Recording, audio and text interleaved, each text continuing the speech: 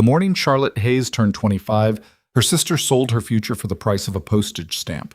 Miriam didn't ask, didn't warn her, just sat at the kitchen table with a newspaper clipping and Charlotte's name written in someone else's handwriting on an envelope addressed to a cattle ranch in Wyoming. A mail-order bride advertisement. Charlotte found out only when the reply came, a letter from a man named Caleb Mercer, formal and careful, asking when she planned to arrive. Miriam watched her read it with a small smile that never reached her eyes. "I thought it suited you," she said. "You've always wanted to be useful somewhere." 25 years in that house. 25 years of cooking, mending, keeping quiet, stepping aside. And this was what it came to. If you were Charlotte, if your own blood did this to you, what would you have done? Don't go anywhere. Like this video, drop your city or country in the comments so I can see how far this story has traveled, and subscribe so you never miss what comes next, because what Charlotte does with that letter will change everything. The letter sat on the kitchen table for 3 days before Charlotte touched it again. She wasn't avoiding it out of fear exactly. It was more that she needed to look at it long enough to understand what she was actually looking at. Not just the paper, not just Caleb Mercer's careful block lettering, but the shape of what Miriam had done and why. Because Miriam didn't do things without calculation. She never had. Charlotte was the older sister by 2 years, which in the Hayes household had always meant she was the one who stayed. Stayed home when their mother got sick the first time, then the second. Stayed when their father's hardware business started bleeding money and someone had to keep the accounts straight. Stayed while Miriam went to parties, wore better dresses, married a man with prospects, and moved 4 streets away into a house with a proper parlor. Charlotte stayed because no one asked her to leave, and no one asked her to stay either. She just fit into the gap that needed filling, the way water finds the lowest point in a room. She understood, reading the letter a second time, that Miriam had finally decided the gap no longer needed filling by Charlotte specifically. Maybe it never had. Maybe Charlotte had just been too slow to see it. The reply from Wyoming was 2 pages in a steady hand. Caleb Mercer wrote that he had placed the advertisement reluctantly. His son needed a woman's steadiness in the house. The ranch needed managing, and he was not a man who had time to court anyone through the usual channels. He wrote that he valued honesty above most things, that the work was hard and the winters were brutal, and that any woman coming out ought to know that before she arrived rather than after. He wasn't promising romance. He was offering a situation. It was, Charlotte thought, the most honest letter she had ever received from anyone. She sat with that for a day. On the 4th morning, she sat down and wrote him back, not as Miriam had written, not the letter pretending to be from a soft-spoken woman eager for a husband and untroubled by hard work. Charlotte wrote as herself. She told him she was 25 and not what anyone would call a prize, that she had spent the last several years running a household out of duty rather than calling, that she was not romantic about the frontier and did not expect it to be beautiful. She told him that she had not actually answered his advertisement, that her sister had done it on her behalf without her knowledge, with the likely intention that he would take one look at the truth of her and send her back to Ohio in disgrace. She told him she was writing anyway because she figured he deserved to know what he was actually getting, and she deserved to know whether this was a real offer or a convenient arrangement for everyone except her. She sealed it before she could talk herself out of it and walked it to the post office herself. 2 weeks later, his response arrived. 4 lines. Miss Hayes, I appreciate plain speaking. I have had enough of the other kind to last me. If you are willing to make the journey, the position is yours. A train ticket will follow. C. Mercer. Charlotte read it standing in the front hallway with her coat still on. Then she went to her room and sat on the edge of her bed and allowed herself exactly 10 minutes of something that wasn't quite crying and wasn't quite relief. It was more like the feeling of a door opening in a wall you had stopped believing had a door in it. Then she got up and started packing. She didn't tell Miriam until the morning she was leaving. The conversation was short. Miriam stood in the doorway of the kitchen in her wrapper, coffee cup in hand, and looked at Charlotte's one worn suitcase with an expression Charlotte couldn't quite read. "You're actually going," Miriam said. "I am." "Charlotte, I did you a favor. He was going to be disappointed the moment he saw you. I was trying to spare you the— You signed my name to a letter, Miriam." Charlotte picked up her suitcase. "You didn't do me a favor. You tried to get rid of me in a way that would let you feel good about it afterward. Miriam opened her mouth. Charlotte walked past her. She did not look back at the house when the cab pulled away. She had expected to want to. She didn't. The train west took 4 days, and Charlotte spent most of them looking out the window at a country that kept changing underneath her. Ohio became Indiana, became Illinois, became something wider and flatter than she had words for. And then the flatness started to fold upward into hills that became something that might have been mountains if she had ever seen mountains before. She read the same chapter of the same book 4 times without retaining any of it. She ate crackers from her bag and spoke to no one except the porter, who was the only person on the train who treated her with anything resembling courtesy. She thought about Caleb Mercer's letter. She thought about the line about honesty. She thought about what it said about a man, that the thing he led with wasn't the ranch's acreage or his prospects or what a woman would gain from the arrangement, but what she ought to know going in so she could decide for herself. She had met men who said they valued honesty. She had never met one who demonstrated it before he had anything to gain from the demonstration. She was not, she told herself, building expectations. That was the fastest way to walk into a situation underprepared. But she noticed that she was thinking about the letter more than she was thinking about Miriam, and that seemed like a reasonable sign that she was pointed in the right direction. The station at Coldwater Creek, Wyoming, was smaller than the name suggested. A platform, a waiting room with 4 chairs, a man leaning against a post outside with his hat pulled low and his arms crossed, watching the train slow in. He was taller than she expected, broader, the kind of build that came from actual work rather than appearance. He had the look of a man who had been weathered into himself. Not old, maybe mid-30s, but carrying something that made him seem like he had been that age for a while. He didn't smile when she stepped down onto the platform. He just watched her come toward him with an expression she couldn't read. "Miss Hayes," he said. Not a question. "Mr. Mercer." She put out her hand. He shook it, which she appreciated. He didn't treat it like a performance. "Train was on time," he said. "It was." "Good." He picked up her suitcase before she could object.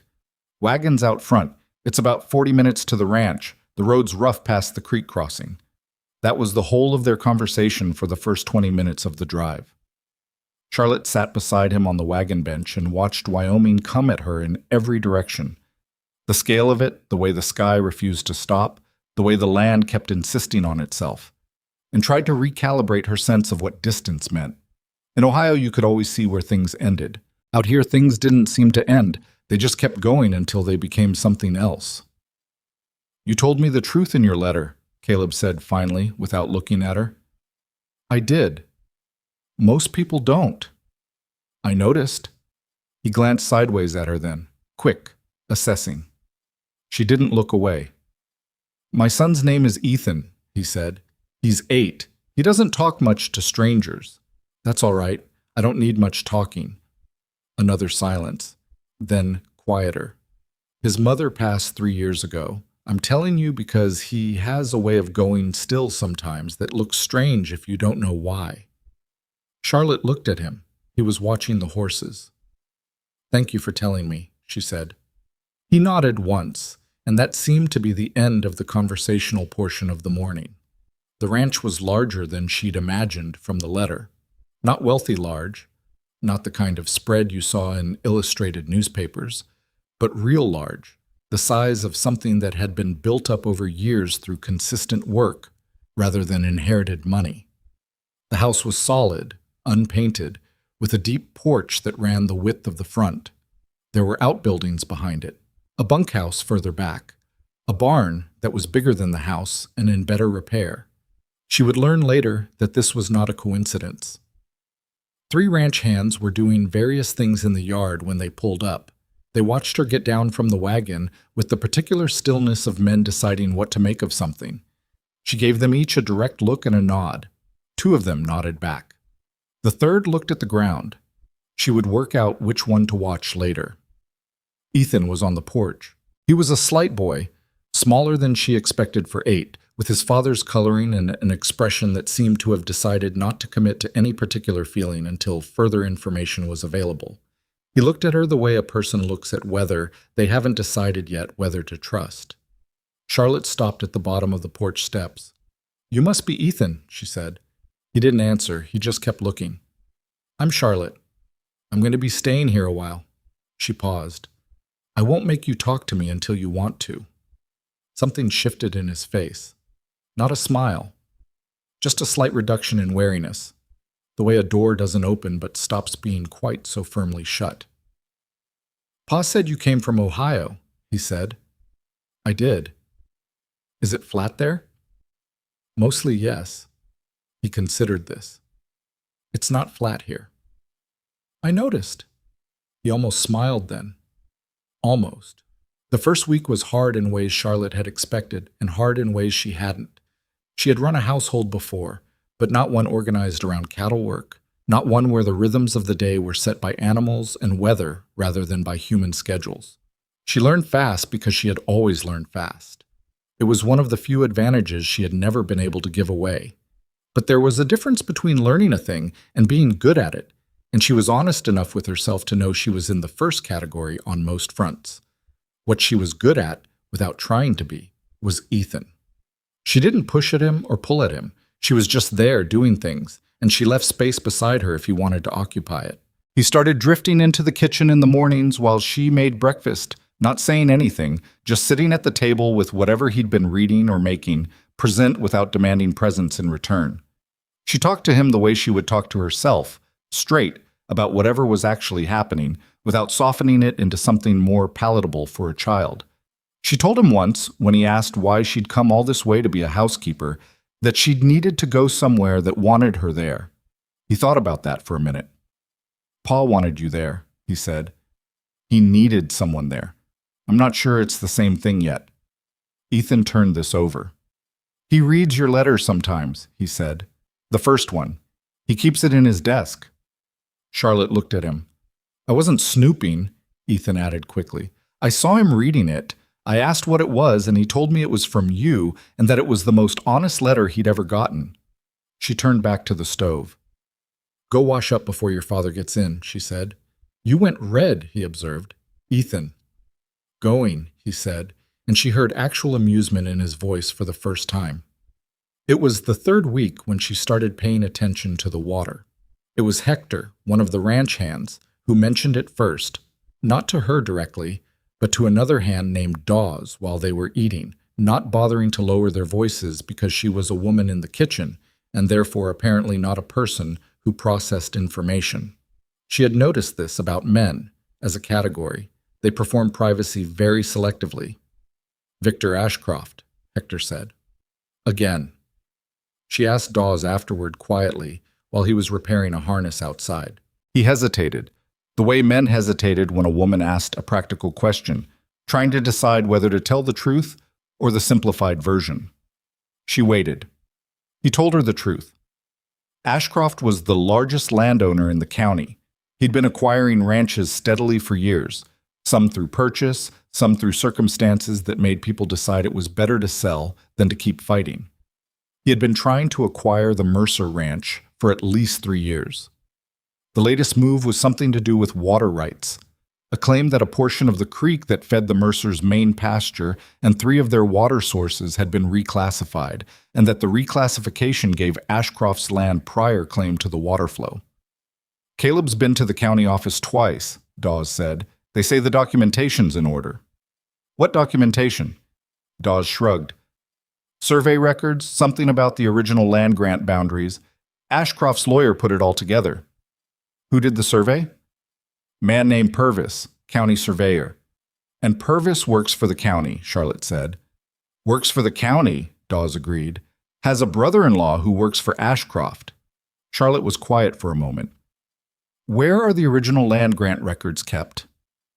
Dawes looked at her like she'd asked what color the sky was. "Federal Land Office, I'd guess. Capital City, probably." "Why?" She didn't answer that. She thanked him and went back inside. That evening after supper, she asked Caleb, as casually as she could manage, whether she could look at whatever records he had about the land grant and the water rights dispute. He put down his coffee cup and looked at her with an expression that was somewhere between surprised and reluctant, which she had started to recognize as his face when something caught him off guard and he hadn't decided yet how to respond.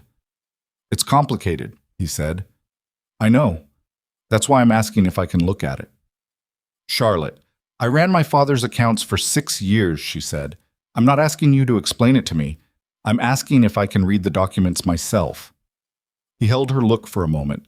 Then he got up from the table and came back with a leather satchel that had the look of something he'd been avoiding opening. She spread the papers on the table after he went out, and she read everything, twice, slowly, with the lamp pulled close. The water rights claim was built on a survey filed 18 months ago. The survey cited a measurement, a specific coordinate describing the boundary line between the Mercer property and the land to the north, that Charlotte noticed was expressed in different units than the original 1862 land grant filing. Not dramatically different, just enough. She sat with that for a while. She found a surveying manual in the stack of reference books Caleb kept in the parlor, the kind of book a working rancher kept for practical reference rather than reading, and spent an hour with it. Then she went back to the land grant document. The original boundary was measured in chains and links, the standard unit for land surveying in the 1860s. Purvis's survey, filed 18 months ago, cited the boundary in decimal feet. The conversion was close, but it wasn't exact, and the discrepancy, when she worked it out on a piece of paper 3 times to be sure, meant that the line Purvis had drawn was approximately 40 feet east of where the original line should have been, which happened to put the contested water sources just barely on Ashcroft's side of the boundary. 40 feet. She sat back and looked at the ceiling. 40 feet, and a unit conversion that any surveyor working from the original documents would have had to make deliberately or in significant careless error. Either possibility said something about Purvis. She thought about the brother-in-law. She thought about 3 years of Ashcroft acquiring ranches. She didn't sleep much that night. Not because she was frightened. She was thinking too clearly for fear to get much of a foothold. She kept turning over what she had, what she needed, and what she was going to have to do to get it. In the morning, she was standing at the stove when Caleb came in for coffee. She waited until he had his cup. "The survey is wrong," she said. He stopped. "Deliberately wrong, I think, but I'd need to see the original federal land records to be certain. The unit conversion between the 1862 grant and Purvis's survey puts the boundary line 40 feet too far east. That's where your water sources are, in that 40-foot strip." Caleb set down his coffee. "How do you—" "I read everything in the satchel, and I found a surveying reference. You have the original grant filing, which gives the boundary in chains and links. Purvis filed in decimal feet. The conversion he used isn't accurate to the original." Silence. "Caleb." She turned to face him. "This is how Ashcroft does it. He doesn't just come at you directly. He builds a legal structure that looks legitimate from every angle except the one you're not supposed to look from. Someone needs to go to the federal land office and pull the original documentation before his lawyers file whatever they're planning to file next." He was looking at her with an expression she hadn't seen on him before. Not quite disbelief, more like a man recalibrating something he thought he had already fixed in place. "That's in the territorial capital," he said. "I know. That's 3 days' ride." "I know that too." "Charlotte, the court date on the preliminary injunction is in 6 weeks. "Then someone should probably leave soon," she said, and turned back to the stove. The silence behind her stretched for a long time. She didn't fill it. "I can't leave the ranch," he said finally. "Not for 3 days. Not right now." She let that settle. "Then I'll go," she said. She heard him straighten up behind her. "You don't know the road." "I can learn it." "It's not—" He stopped himself. She could hear him deciding what he'd actually been about to say and thinking better of it. "It's not safe alone. Dawes could come. Or Hector. I don't need an escort. I need someone who knows which road to take." Another long pause. She kept her back to him, giving him room to work through it without an audience. "Why?" he said. It came out quieter than his other words, like he was asking something else entirely under the surface of the question. Charlotte set down the spoon she was holding. "Because whoever did this counted on the fact that the people it was done to wouldn't think to look at the unit conversion," she said. "That's how this kind of fraud works. It relies on the other side not knowing enough to find the seam." She looked at him over her shoulder. "I know enough." Caleb Mercer looked at her for a long moment. A man who had spent 3 years being quietly dismantled, who had walked into this morning expecting another version of the same helplessness, trying to make sense of what had just happened at his own kitchen table. "Dawes leaves at first light," he said. "I'll have him ready."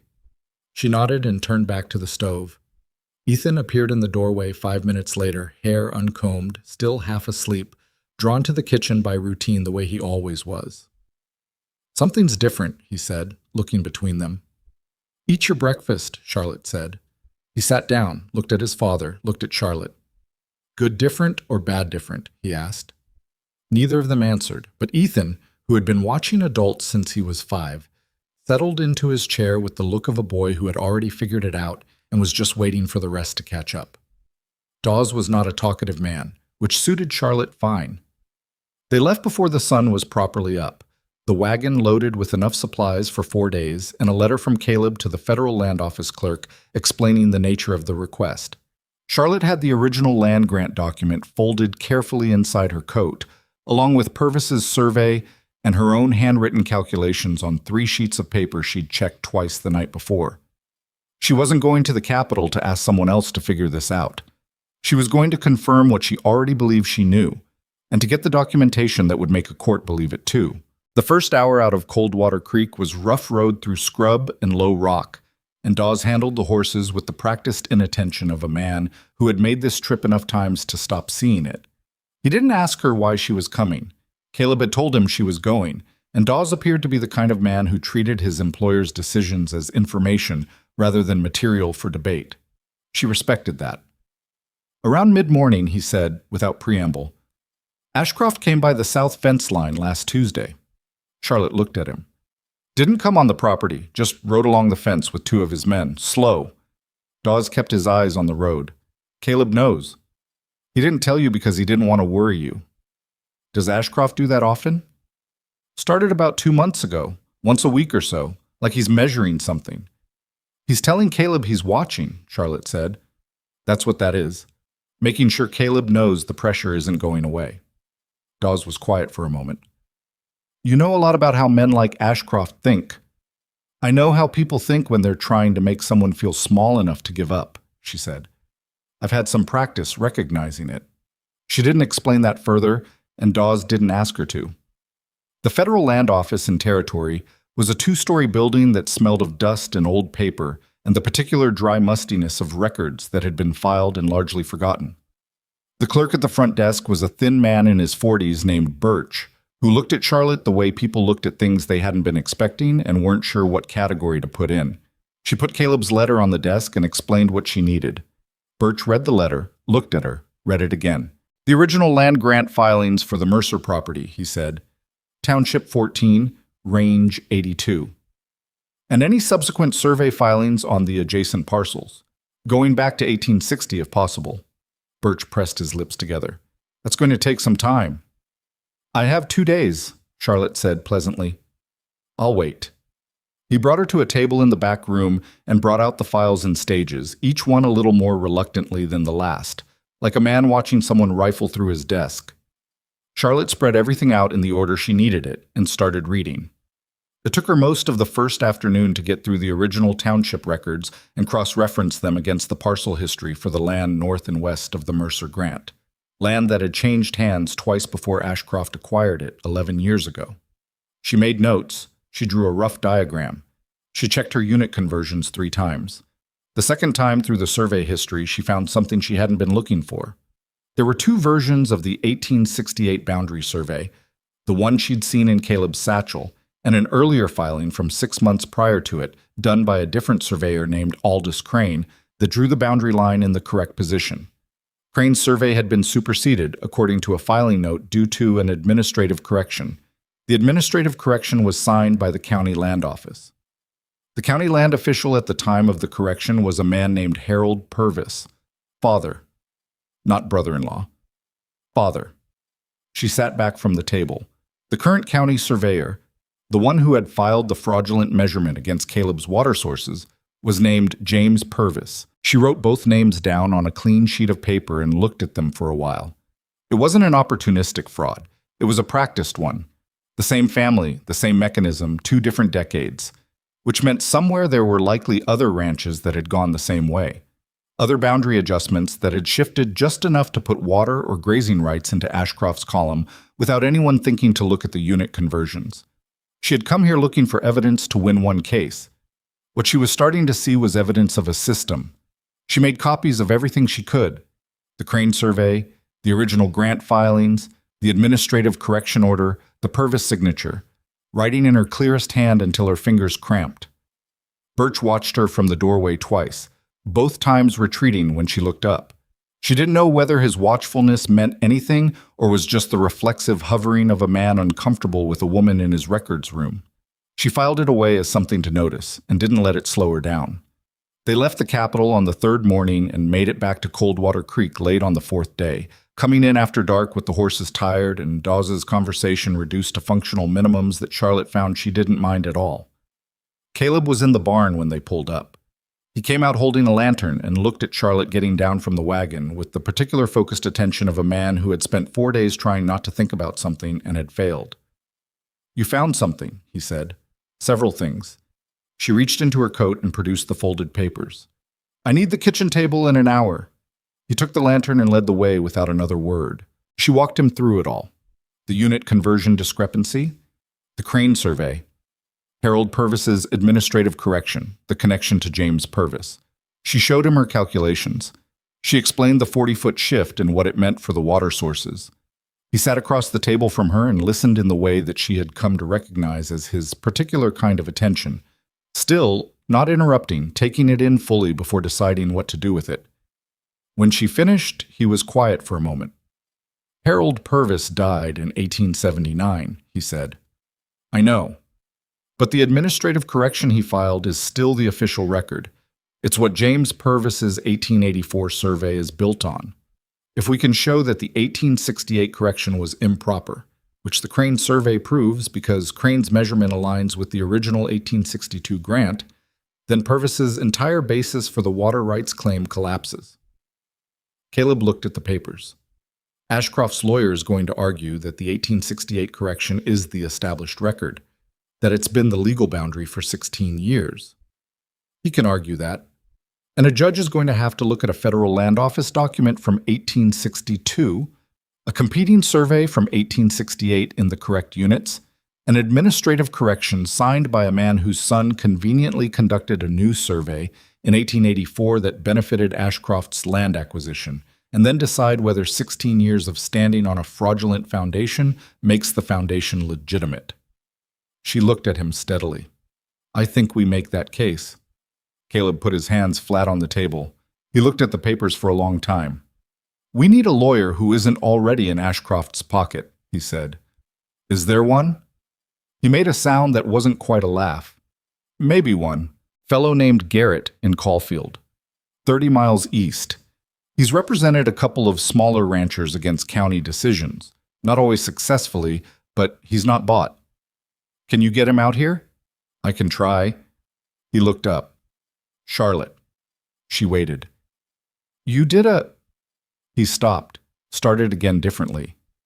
"This was more than I asked you to do."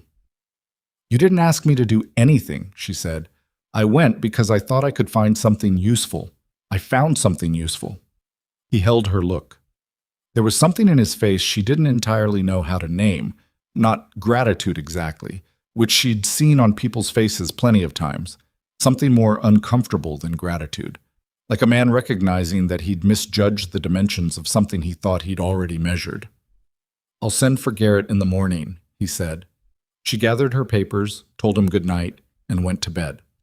She was asleep in minutes, which surprised her when she thought about it later. She had expected to lie awake running through everything she'd found, looking for the holes. But her mind had apparently decided that it had done the necessary work and was taking the rest it was owed. What woke her up 4 days later was not the problem she'd left Wyoming to solve. It was a new one. She came down to the kitchen that morning and found Ethan sitting at the table with a look on his face she'd learned to read quickly, the carefully arranged stillness that meant something had happened and he was trying to decide whether to tell her. "What is it?" she said. He looked at the door. "Pa's in the barn with Mr. Garrett and Hector. They've been in there since before I got up. Charlotte poured a cup of coffee. Do you know why? I heard Pa say Ashcroft's name, and then something about the bank. She set down the coffee and went to the barn. The three men stopped talking when she came in. Garrett was a compact man in his 50s with the bearing of someone who had learned to take up less room than he was entitled to. Careful, watchful, not unkind, but not easy either. He looked at her with frank assessment, the way lawyers looked at things they were trying to determine the usefulness of. Miss Hayes, Caleb said.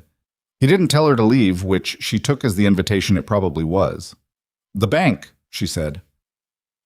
Hector shifted his weight. Garrett glanced at Caleb.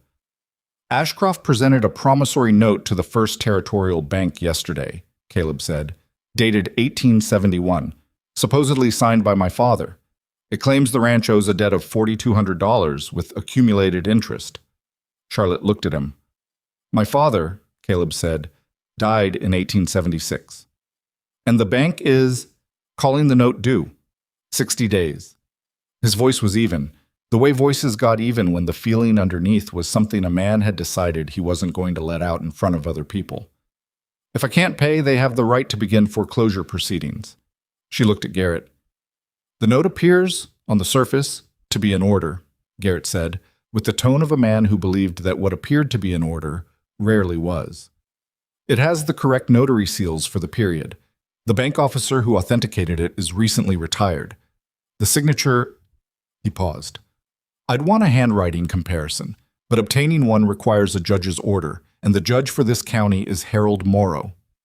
And Harold Morrow, Charlotte said, plays cards with Victor Ashcroft every other Friday, Hector said flatly. The barn was quiet except for the horses shifting in their stalls. Charlotte set her coffee down on a hay bale and thought for a moment.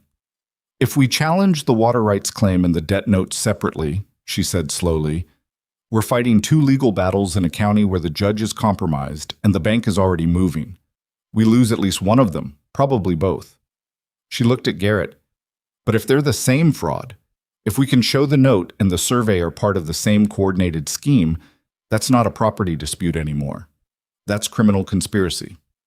Garrett was quiet for a moment. That's a harder case to make. It's a harder case to lose, Charlotte said. A judge can rule against a boundary dispute. It's harder to rule against conspiracy evidence when it's sitting in front of the whole county. Garrett studied her with an expression she recognized, the one where a person was adjusting their estimation of something they'd underestimated. She was used to it. She didn't find it flattering anymore, just informative about how low the starting estimate had been. What evidence would you need to connect them? He said. Proof that Ashcroft knew about the debt note before it was presented, or proof that the same people involved in the survey fraud are connected to the bank presentation, or... She paused. The retired bank officer, the one who authenticated the note. Fletcher, Hector said. Carl Fletcher. He retired sudden last spring. Bought a house in Caulfield. Nice house. More than a bank officer's pension ought to cover. Everyone looked at Hector. I notice things, he said without apology. Carl Fletcher, Charlotte said to Garrett. If someone were to talk to him, not as a lawyer, not officially, just a conversation, about how exactly a 40-year-old promissory note came to be authenticated through his office last year. Garrett pursed his lips. That's a delicate kind of conversation. I know. She picked up her coffee. I'm good at delicate conversations. Caleb looked at her. Charlotte, if you're going to tell me it's not safe, I'd like to point out that I already drove 4 days to a territorial capital and back on a road that Dawes told me has had 3 robberies in the last year, and I'm still here. Caleb closed his mouth. I need to go with someone who doesn't look like a rancher or a lawyer, she said. Someone Ashcroft's people wouldn't clock as connected to you. There's a woman in town, Hector said. May Dunbar. Runs the dry goods with her husband. She's known Fletcher's wife for years. If Charlotte went in as a friend visiting, looking to settle in the area, asking about the town. That could work, Garrett said slowly. Caleb had the look of a man who had stopped trying to be in charge of this conversation and was just following where it was going. All right, he said. He said it directly to Charlotte. She nodded. What she hadn't said, what she was keeping to herself for the moment, was that the plan had a seam in it. Carl Fletcher might talk. He might not. And if he talked to the wrong person first, or if Ashcroft had already anticipated the move, which he might, because men who built multi-decade fraud schemes tended to anticipate the obvious counters, then going to Fletcher wasn't a conversation. It was a warning. She would have to think carefully about when and how and whether to go at all before the other pieces were in place. The thing about Ashcroft, she was learning, was that his power was partly real and partly projected. The real part was money and connections, and the ability to file legal instruments faster than most people could respond to them. The projected part was the feeling he created in people that the outcome was already decided, that resistance was a form of foolishness, that the only question was how much dignity you wanted to lose before accepting the inevitable. She'd grown up next to a different version of that same projection. Miriam had been good at it too. The particular cruelty of people who made you feel irrational for believing you deserved better. Charlotte had stopped finding it convincing somewhere around the age of 19, when she'd realized that the feeling of inevitability was a thing people manufactured deliberately, and that manufacturing a feeling was not the same as creating a fact. Garrett left for Caulfield that afternoon to begin preparing a challenge to the water rights case. A slower track, but a necessary foundation if the conspiracy case didn't hold together. Charlotte spent the evening going back through her copies of the land records, looking for anything she'd missed. Ethan found her at the table around 8 o'clock. "You're worried," he said. "I'm thinking," she said. "Pa worries and thinks at the same time. You look like you're just thinking." She looked at him. He was leaning against the doorframe with the studied casualness of a boy who had figured out that adults talked more freely when you didn't look like you were paying too much attention. "Sit down if you want," she said. He sat. For a while, neither of them said anything. "If Ashcroft takes the ranch," he said, "where do we go?" "He's not going to take the ranch, but if he did..." She looked at him steadily. He was 8 years old, and his mother was 3 years gone, and his father carried that grief, in the particular braced way of men who had decided that carrying it visibly was a form of weakness they couldn't afford. Ethan had learned to ask the hard questions straight, because no one in his life had been willing to ask them for him. "I don't know," she said, "but your father would figure it out, and so would I." "You'd stay?" His voice was careful, trying not to want the answer too much. "Ethan." She put down her pen. "I didn't come all the way from Ohio to leave at the first trouble." He was quiet for a moment. "Miriam, your sister, did she know you'd be like this when she sent the letter?" Charlotte thought about that. "No," she said finally. "She thought she was sending me somewhere that would break me." "Why?" "Because that's what people think when they try to get rid of you. They think the place they're sending you is the punishment." Ethan considered this with the gravity he brought to most things. "She was wrong, though." "She was wrong," Charlotte agreed. He pushed back from the table and headed for the stairs. "Good night," he said. "Good night." She listened to his footsteps on the stairs and then sat for a while in the quiet of the kitchen with her papers and her lamp and the low sound of the wind coming off whatever was out there past the dark edge of the ranch. The next morning, Dawes came in at 7 with a look on his face that she recognized immediately as the look of a man carrying bad news he'd been deciding how to deliver. "2 of Ashcroft's men were on the North Road this morning," he said to Caleb. "They had a county deputy with them." Caleb set down his coffee cup carefully. "They were measuring," Dawes said, "with a survey chain on our side of the fence." Charlotte was at the stove. She did not turn around. "Did they come on the property?" Caleb asked. "Got up to the fence. Deputy said they had authority to conduct a boundary verification." Dawes's voice was flat. "I told them they needed to clear off. They said they'd be back with a court order." The kitchen was quiet. "They're accelerating," Charlotte said. She turned around. Both men were looking at her. "The banknote was supposed to pressure you into settling," she said. "If you went to a lawyer, which you did, Ashcroft expected you to spend 2 weeks getting organized, maybe 3. He's moving the survey team up because he knows we found something in the records. Someone at the land office told him." Birch, she thought. The clerk who had watched her from the doorway twice. "How much time do we have before they can get a court order for a formal survey?" she asked Garrett. But Garrett wasn't there. Garrett was in Caulfield. She looked at Caleb. Get him a message today. Tell him they're moving up the timeline. Tell him we need the challenge filed before they can get a boundary verification order from Morrow. Morrow's going to grant whatever Ashcroft asks for, Caleb said. Maybe, but a filing creates a record, and a record gives us standing to request a federal review rather than going through the county court. She crossed to the table and picked up her papers. Garrett needs to know that today. Caleb was looking at her with that expression again, the recalibrating one. You've thought about this longer than I have, he said. I've been awake since 4, she said. Send the message. Hector volunteered to ride to Caulfield. He was gone within the hour. The afternoon was the kind of quiet that wasn't really quiet. The surface was still, but underneath everything was moving, pressure building in the way it built before weather. Charlotte spent it reviewing what she had and mapping what she still needed. The survey fraud was documented. The Purvis connection was documented. The banknote was the open question. Whether it was forged, and whether Carl Fletcher knew it was forged, and whether Fletcher would rather protect himself or protect the man who'd probably paid him. She thought about men who retired suddenly into nicer houses than they should have been able to afford. Men like that, she thought, retired because they were scared. And scared men, when the thing they were scared of got closer, sometimes decided that switching sides was safer than staying on the wrong one. She was not building expectations. She was building a strategy. There was a difference, and she kept the two things carefully separate in her mind the way she kept the land records separate from the Purvis files, separate from the bank documents. Everything in its right order, everything where she could find it when she needed it. Caleb came in at 5, later than usual, with mud on his boots and the look of a man who had been doing hard physical work and using it to keep from thinking. Hector get off all right? She asked. Yes. He stood at the door for a moment, not coming in. I want to say something. Charlotte kept her hands on what she was doing. I know you didn't come here for this, he said, for any of this. You came here because it was a way out of a situation you didn't choose. And then you walked into a ranch that was under siege, and instead of keeping your head down, you just...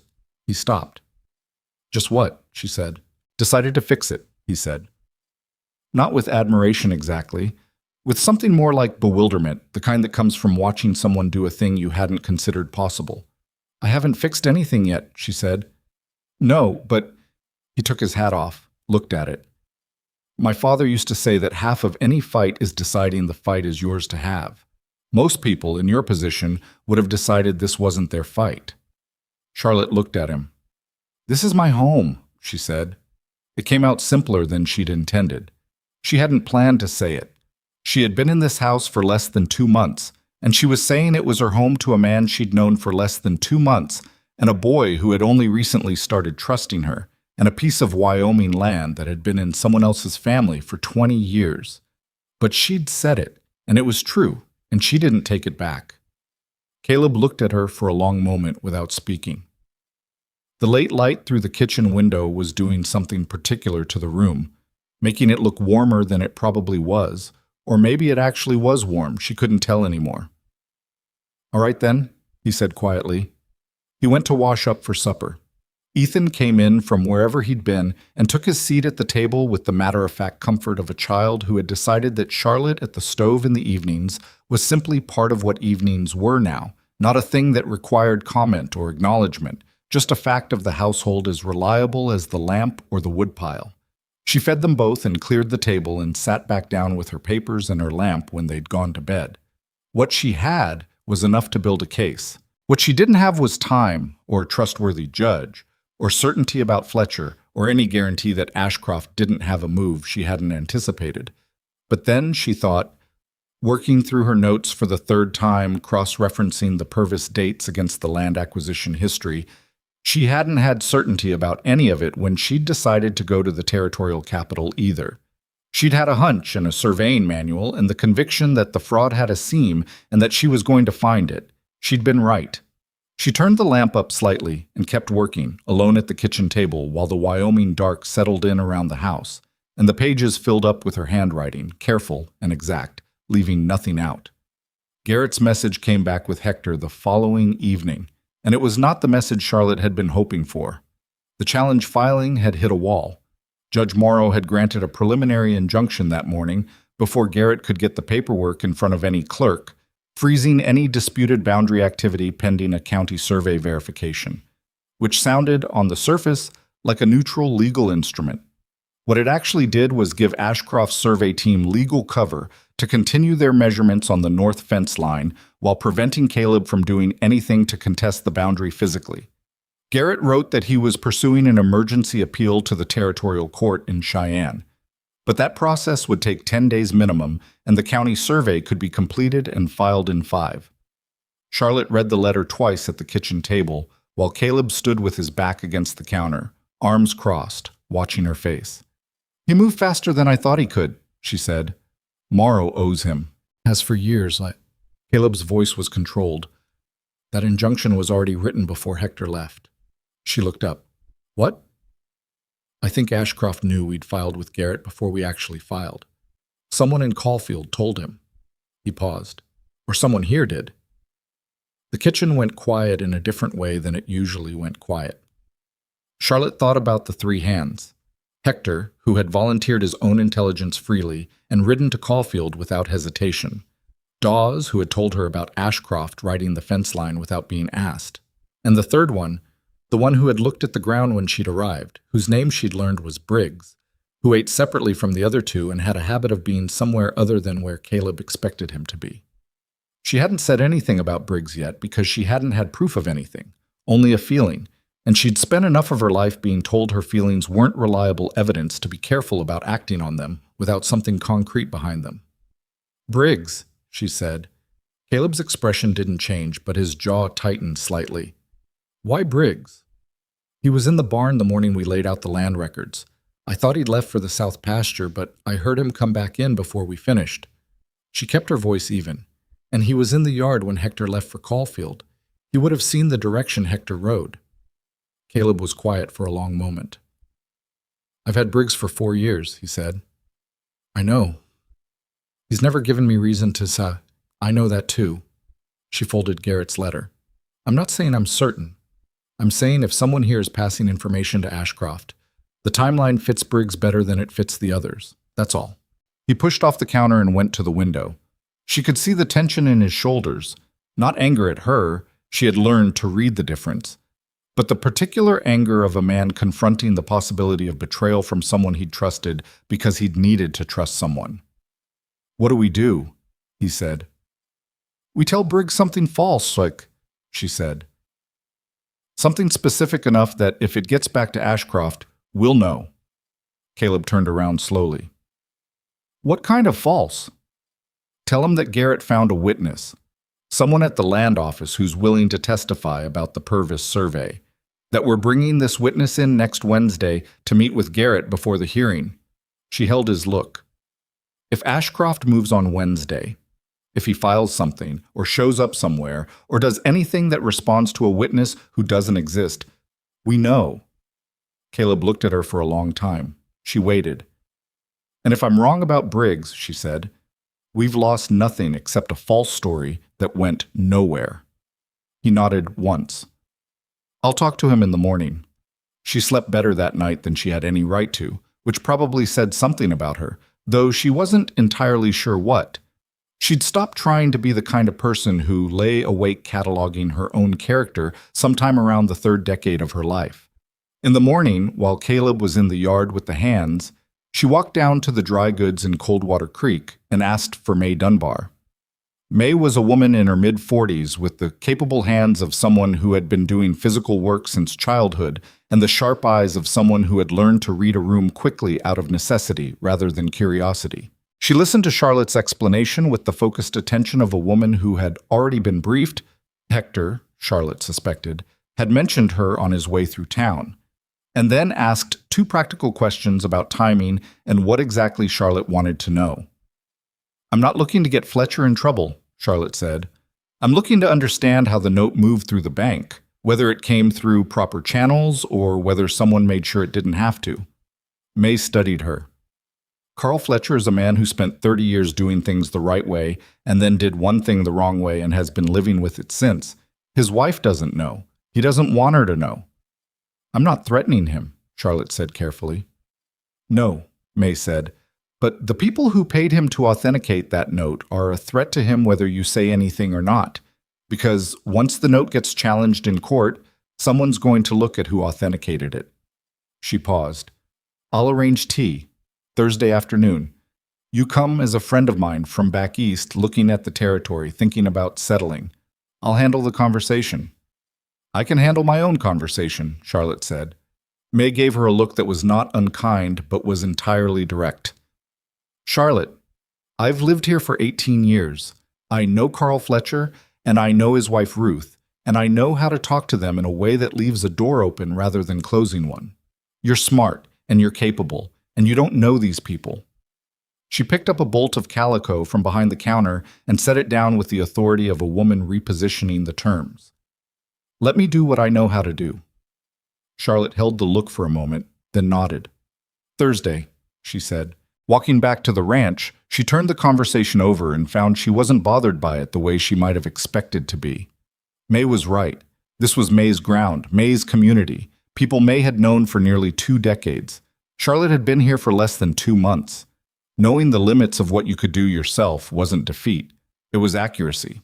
She was better at accuracy than she was at most things. Wednesday came and went without Briggs saying anything to Caleb that looked like a reaction to the false witness story.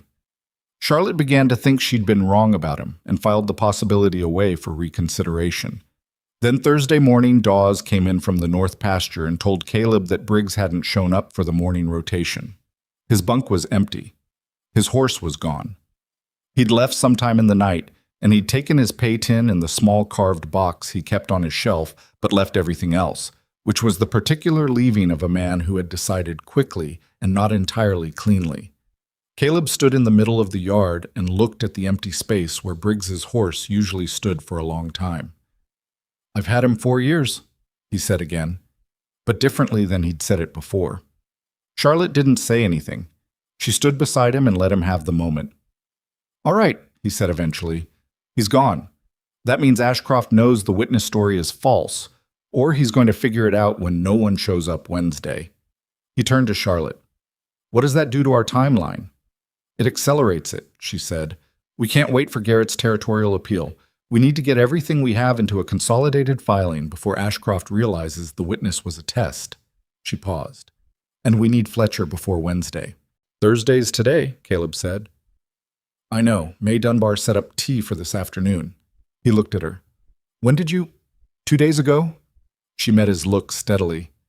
I was going to tell you after I knew whether it was going to work. She expected him to be irritated.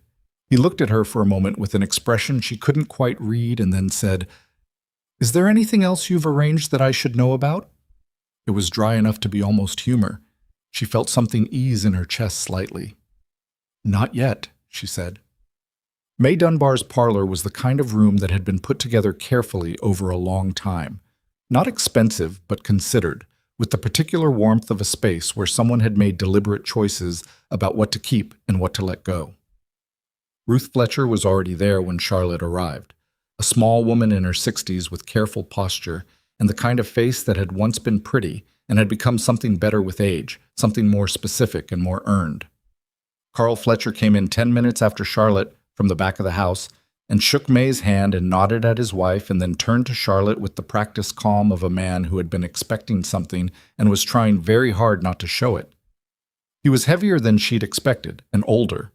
There was a quality in his eyes, not guilt exactly, more like a sustained awareness of something he couldn't put down, that confirmed what May had said. This was a man living with a thing. They talked about nothing for 15 minutes. The territory, the weather coming in from the north, whether the winters had been harder in recent years or whether people just forgot what hard winters felt like in the intervening summers. Charlotte asked about the town, how long they'd lived here, what had brought them out from wherever they'd started. Ruth answered most of it with the ease of a woman who liked talking about her own life's geography. Fletcher answered when asked and watched Charlotte between his answers. May refilled the tea. Ruth said something about needing to see about the garden before the light went, and excused herself with the unconscious grace of a woman who had been told, without being told, that she was needed elsewhere. The three of them, Charlotte, May, Fletcher, sat with the tea. Mr. Fletcher, Charlotte said. She kept her voice the same as it had been during the small talk. "I'm not here to cause you difficulty." Fletcher set down his cup. He was looking at the table. "I know about the promissory note," Charlotte said. "I know it was authenticated through your office last spring. I know the date on the note is 1871, and that the man who supposedly signed it died in 1876. Authentication is a process based on Mr. Fletcher." She waited until he looked at her. "I'm not a lawyer. I'm not law enforcement. I'm a woman who came out here from Ohio and found herself in the middle of something that was already in motion long before I arrived."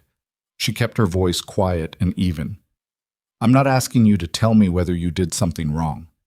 I'm asking you to tell me whether you did it alone or whether someone structured the situation so that you didn't have a real choice."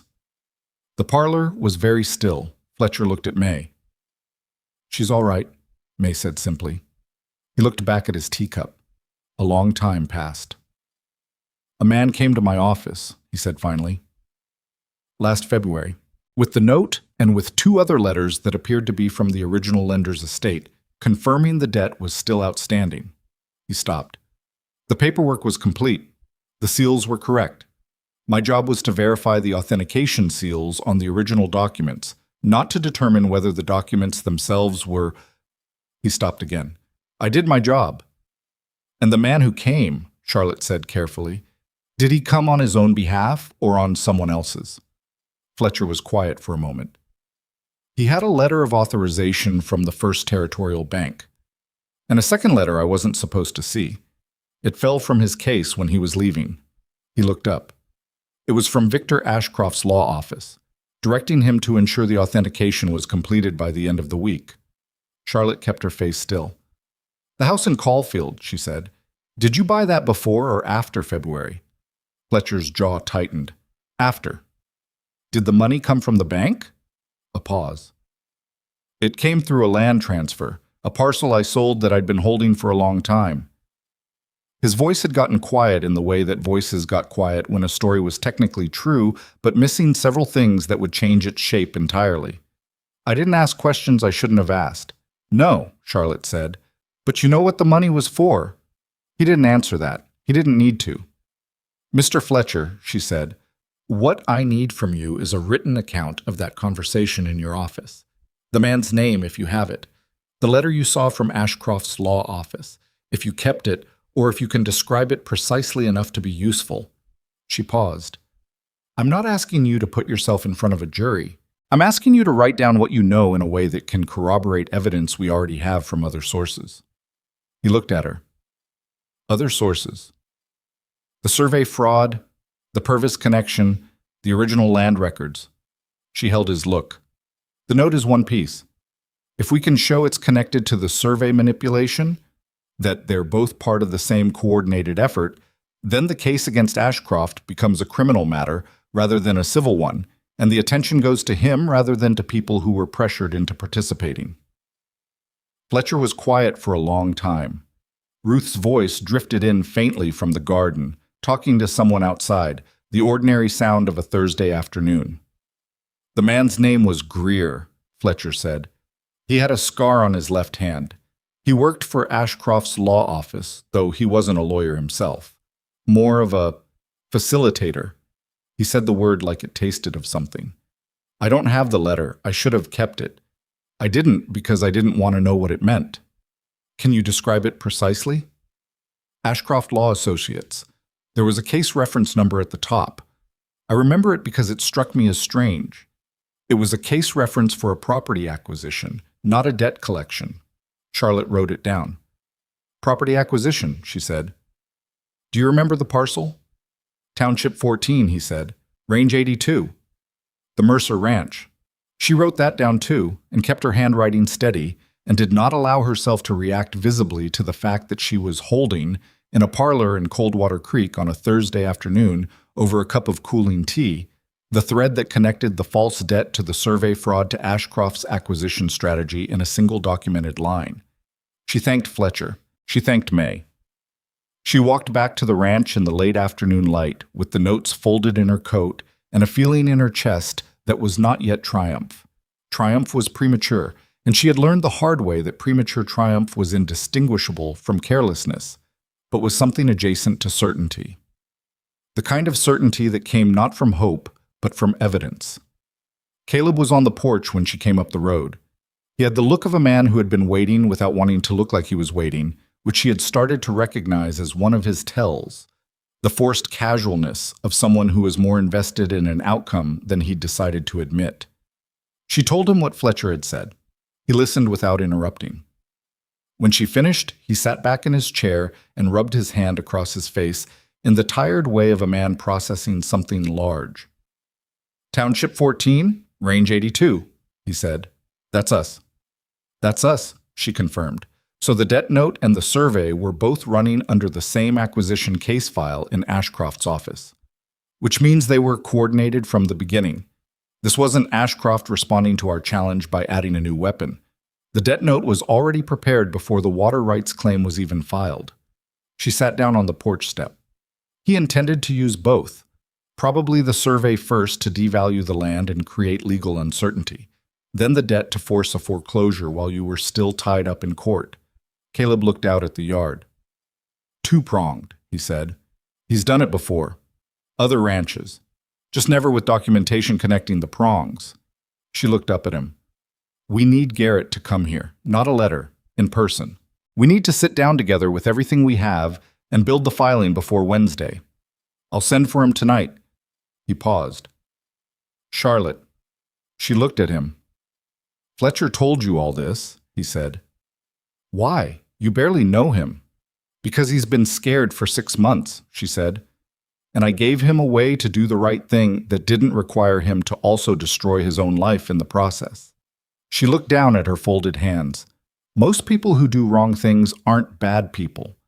They're people who got into a situation they didn't know how to get out of. If you give them a door, sometimes they walk through it. Caleb was quiet for a moment. "You believe that?" "I believe it's more useful to act like I believe it than to act like I don't," she said. "If I'm wrong about someone, I lose the gamble. If I'm right, I get what I need." He made a sound that was almost a laugh. She looked up and he was watching her with that expression again, the one that had started showing up more frequently, the one she'd run out of words for. "I'll send for Garrett," he said, and went inside. Garrett arrived the following afternoon, and Charlotte had everything laid out on the kitchen table before he'd finished tying his horse.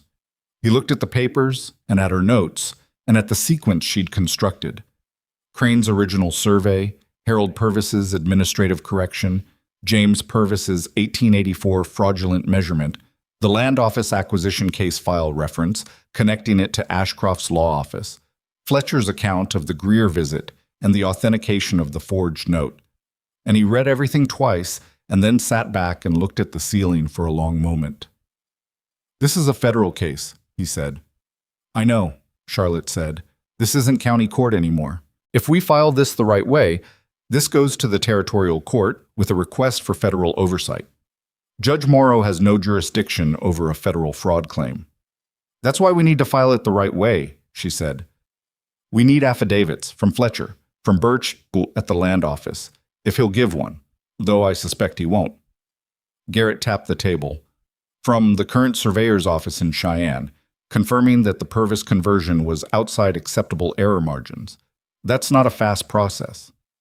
"We have until Wednesday before Ashcroft figures out the witness was a bluff," Charlotte said. "After that, he's going to anticipate that we're building something larger, and he's going to move to get the county survey completed and filed before we can challenge it. Once it's filed and the county court has it in the record, it's going to take 3 times longer to get it overturned."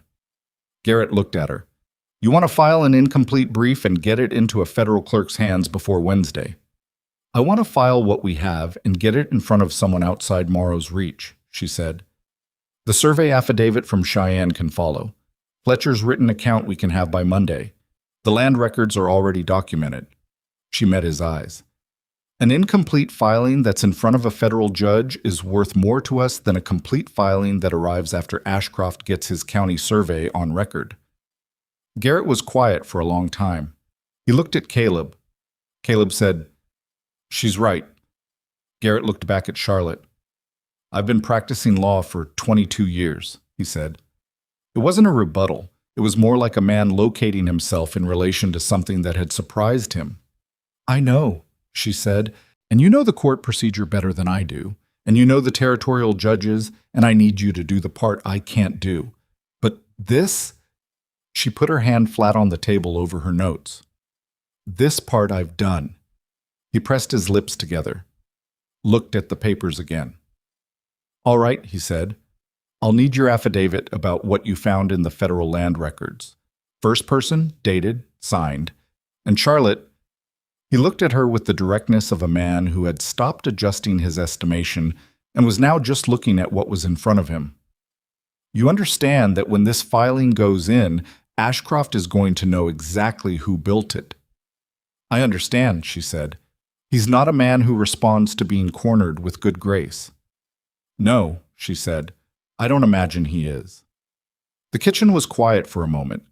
Caleb, leaning against the far counter, said nothing, but she felt him looking at her.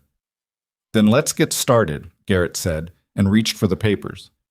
They worked until nearly midnight, the three of them at the kitchen table, Garrett drafting while Charlotte walked him through the evidentiary sequence, and Caleb handled the practical questions: dates, property boundaries, the names and roles of the ranch hands who could corroborate the fence line measurements.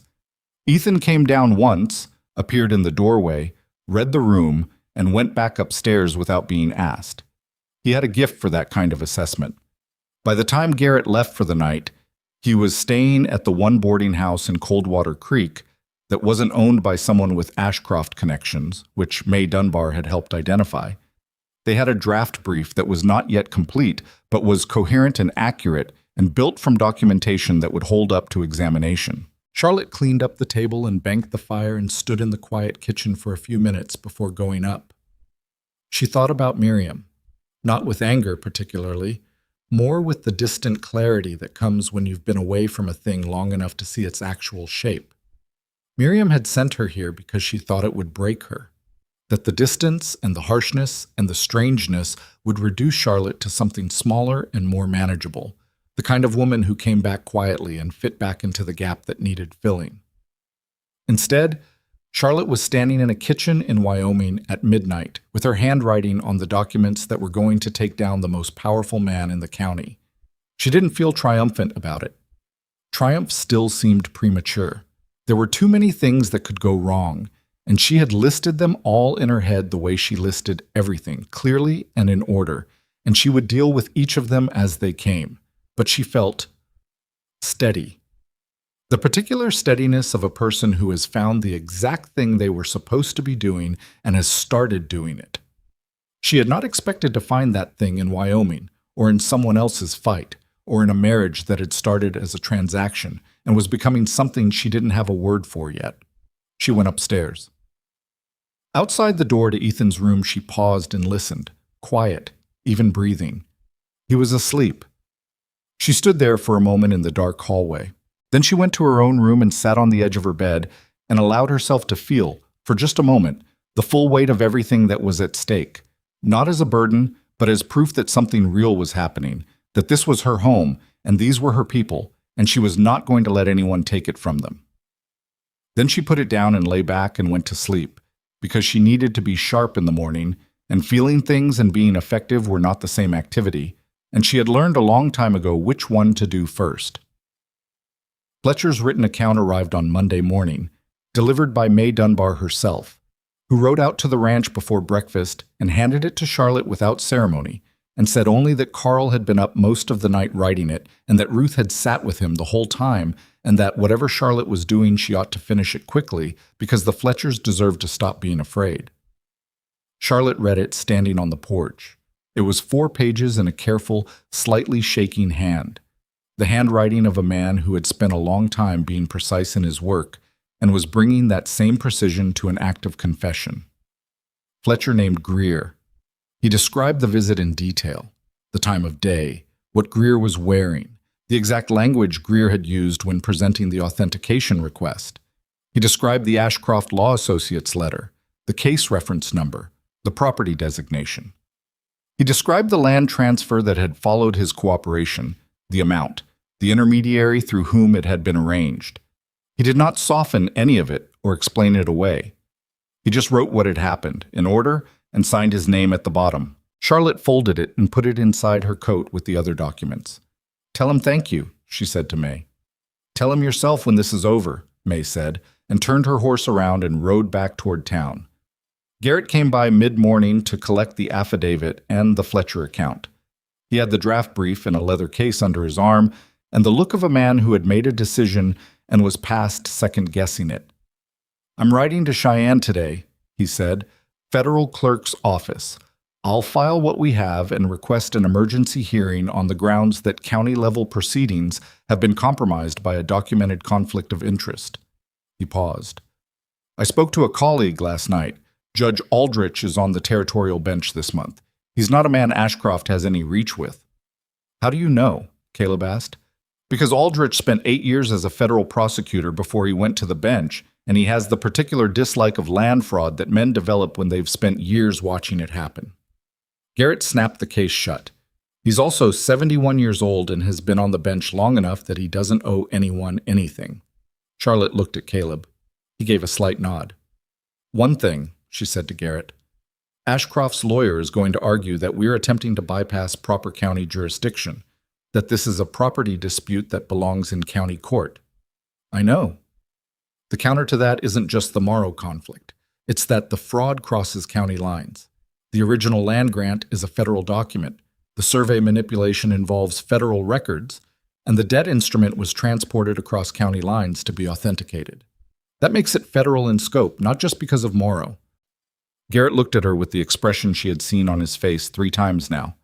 The one where he was deciding whether to be annoyed that she was telling him something he already knew or grateful that she'd identified a framing he could use.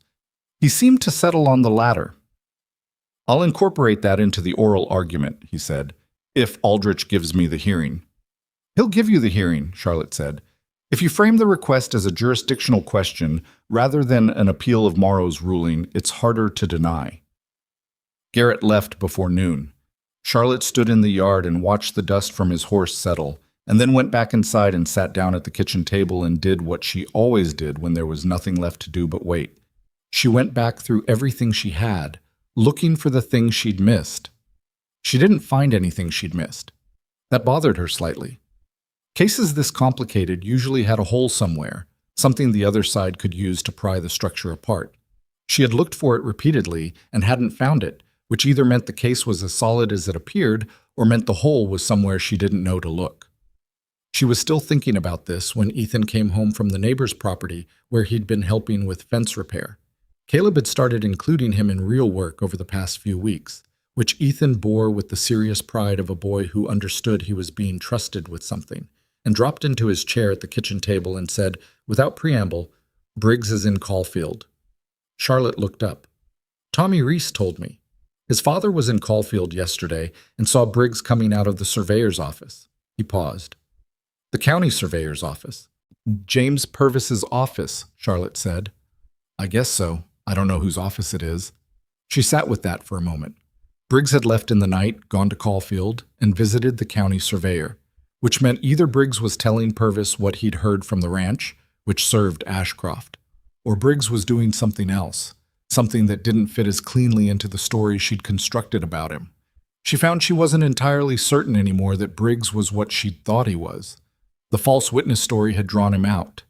His leaving proved he'd been feeding information to Ashcroft's side, but visiting Purvis separately, after leaving, without apparent instruction, that had a different quality to it. She wrote it down and set it aside. The week that followed was the most difficult of the entire ordeal, and not because anything dramatic happened. It was difficult in the way that waiting is always difficult when the thing you're waiting for is large, and the outcome is not in your control, and there is genuinely nothing more you can do except be ready. Caleb felt it too. He worked harder than usual, which Charlotte had already observed was his response to anxiety. Physical labor is a way of making the body do something useful when the mind had run out of problems it could solve. He repaired fencing that didn't urgently need repairing. He moved cattle between pastures that probably didn't need moving. He came in for supper every evening and ate and talked to Ethan and was civil and present, but there was a quality of suspension about him, like a man holding his breath. On the 4th evening, Charlotte said, while they were both at the table after Ethan had gone up, You're allowed to be worried about this. He looked at her. I know that. I mean, you're allowed to say it out loud. It's not a weakness. A pause. I know that too. She looked at him directly. Caleb. He rubbed the back of his neck. It was a gesture she'd come to recognize, the physical equivalent of a man deciding how much of himself to make visible. This ranch was my father's, he said.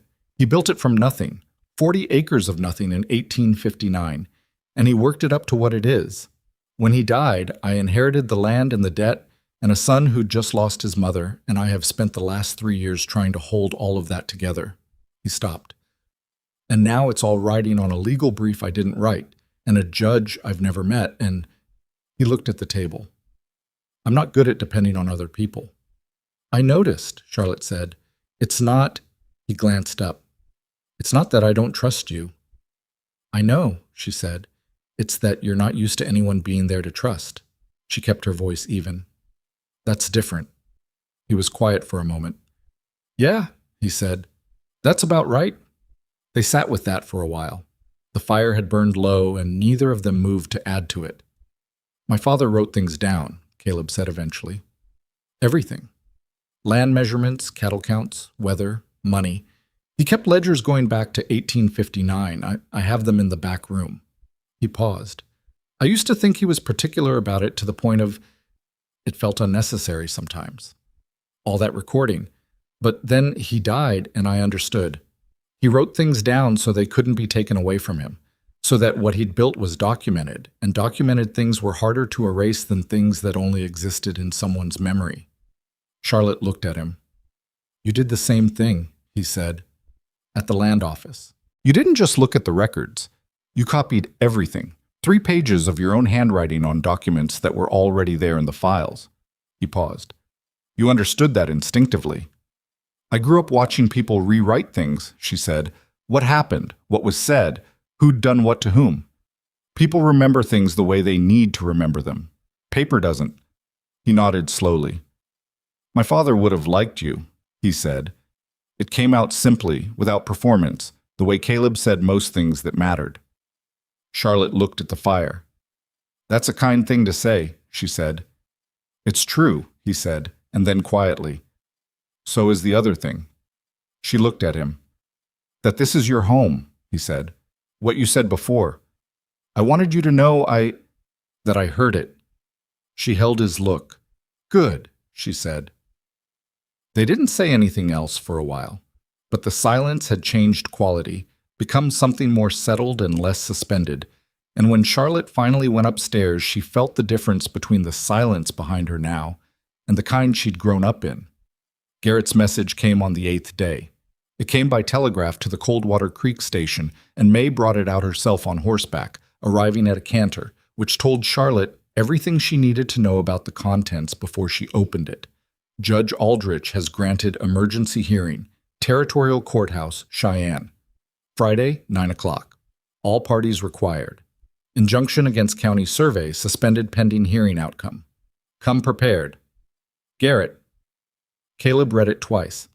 Then he handed it back to Charlotte and walked to the barn and was in there for about 10 minutes and came back looking like a man who had gone somewhere private to feel something and had returned ready to work.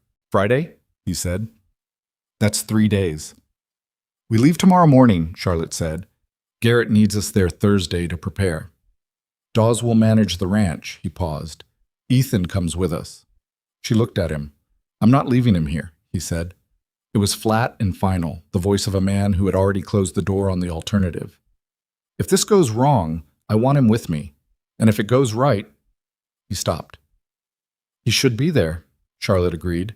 She went inside and started organizing the documents one final time. The drive to Cheyenne took most of 2 days, and they made camp the first night in a shallow valley where the wind came in from the north, and the temperature dropped fast after dark. Ethan sat close to the fire and ate without complaining about the cold or the hard ground, which Charlotte noted and said nothing about. He was becoming, she thought, someone worth knowing, not just the child of someone she cared about, but a person with his own specific gravity. He asked her, in the dark after Caleb had gone to tend the horses, whether she was scared about the hearing. Some, she said. What part? She thought about it honestly. The part I can't control. The judge. What he decides to let in and what he doesn't.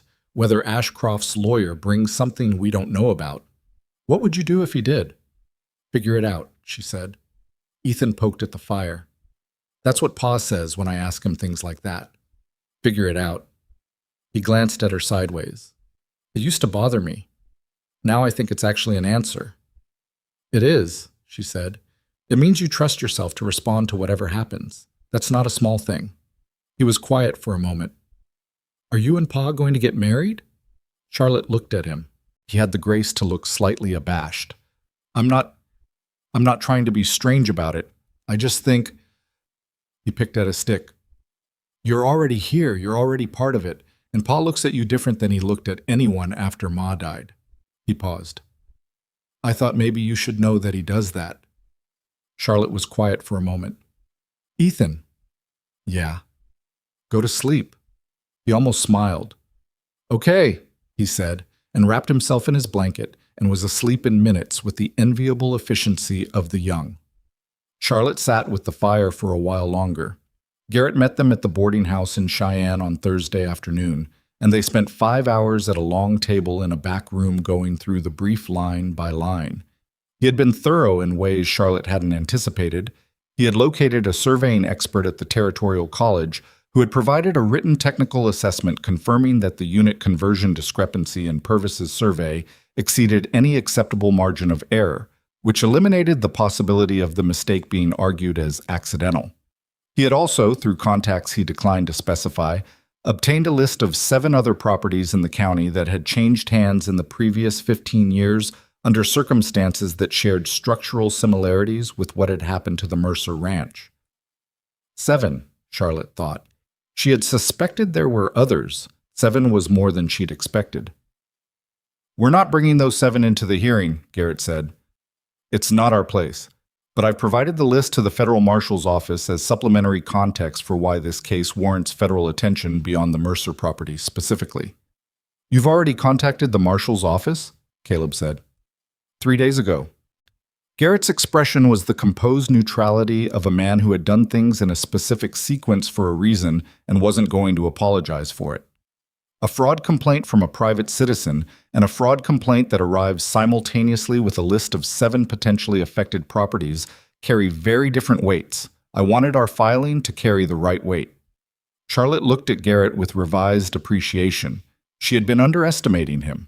He had been doing things in parallel to what she was doing, from a different angle, and the combined result was considerably more substantial than either track would have been alone.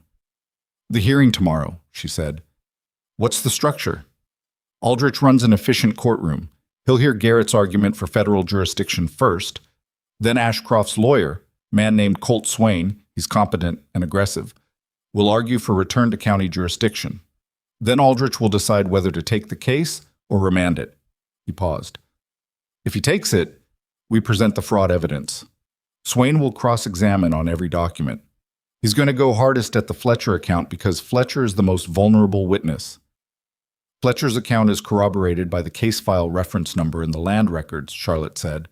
The same case reference appears in both the Ashcroft Law Office letter Fletcher described and in the acquisition file I found at the Federal Land Office.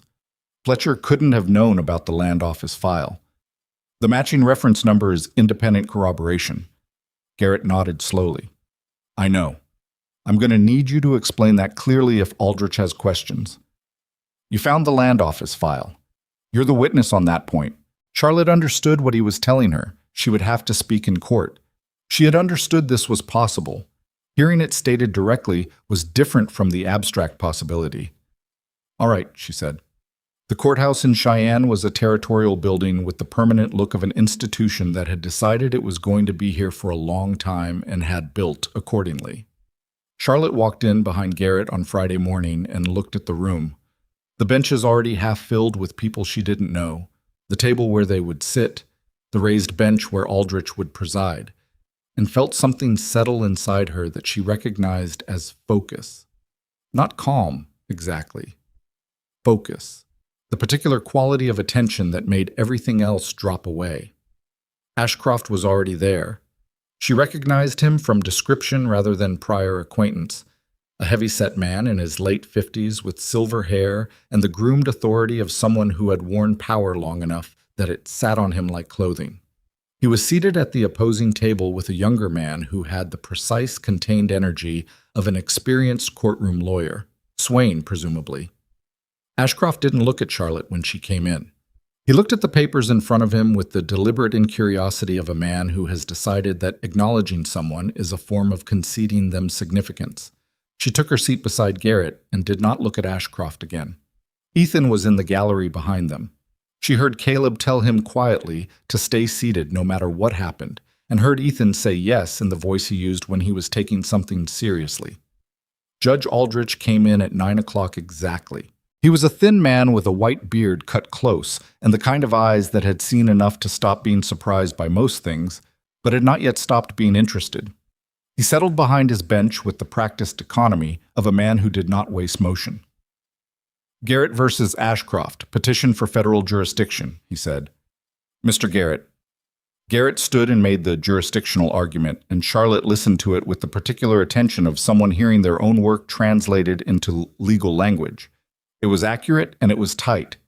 He made the federal document point she had suggested, that the fraud predicated on falsification of federal land records made it federal in scope, and he made it clearly, without flourish.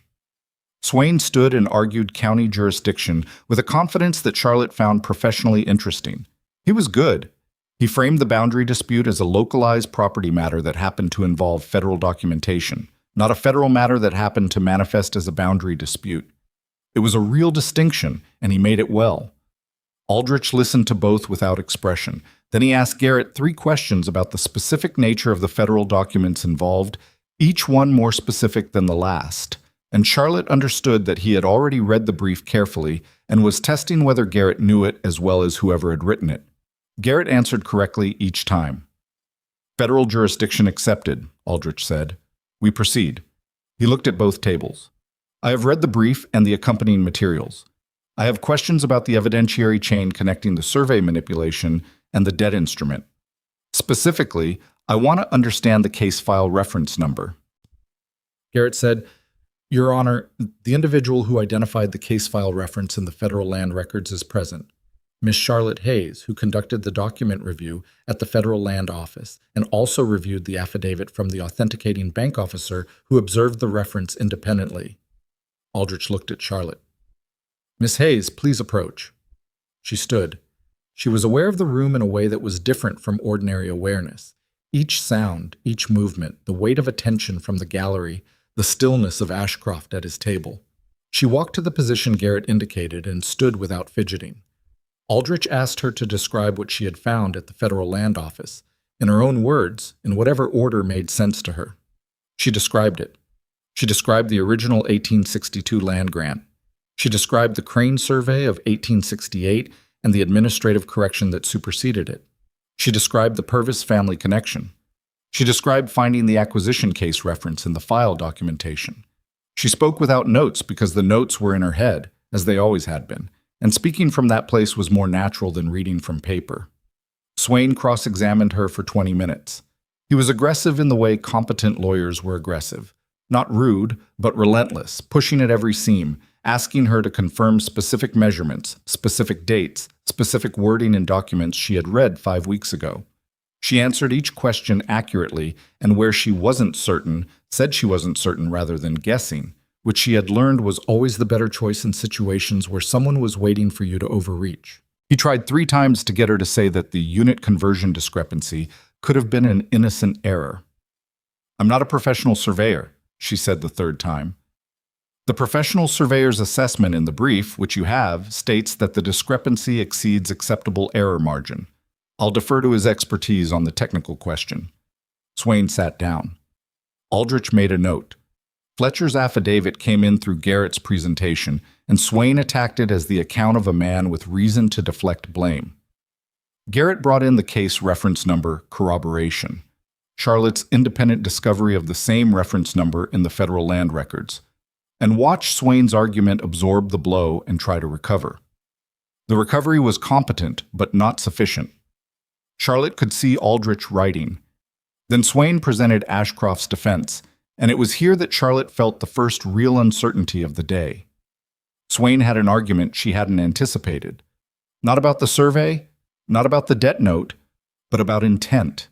He argued that even if all the evidence Charlotte and Garrett had presented was accepted as accurate, it demonstrated procedural irregularities and possibly corrupt individuals, but not a coordinated conspiracy directed by Ashcroft personally.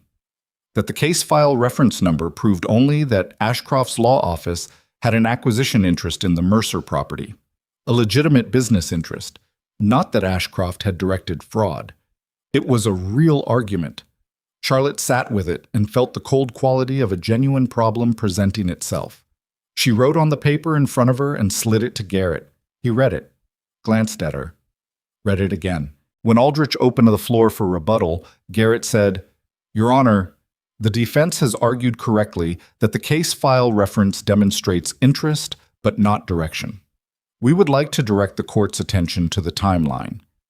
He produced a document Charlotte had prepared, not part of the original brief, but something she had put together on the boarding house table the night before, after the prep session when she'd been lying awake running scenarios. The Purvis survey was filed on March 14, 1884. The case file at the Federal Land Office was opened, dated, and indexed on February 28, 1884, 14 days before the survey was filed. He let that sit for a moment.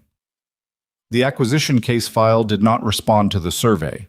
The survey followed the opening of the acquisition case file, which means the legal mechanism for acquisition was prepared before the fraudulent instrument that enabled it existed. The room was quiet. That sequence, Garrett continued, is not consistent with the law office responding to an opportunity. It is consistent with the law office creating one.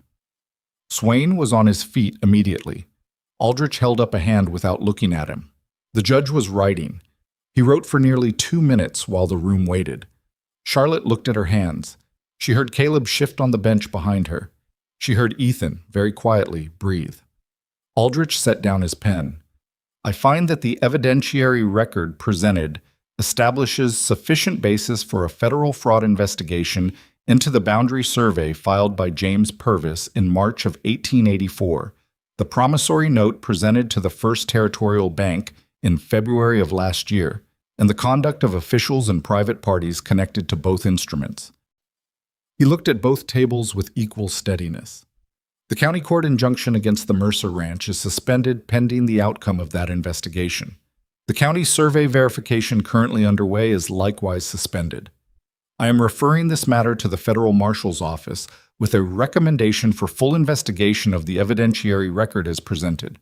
He looked at Ashcroft's table. "Mr. Swain, your client is advised that travel outside the territory during the period of federal investigation will be noted unfavorably."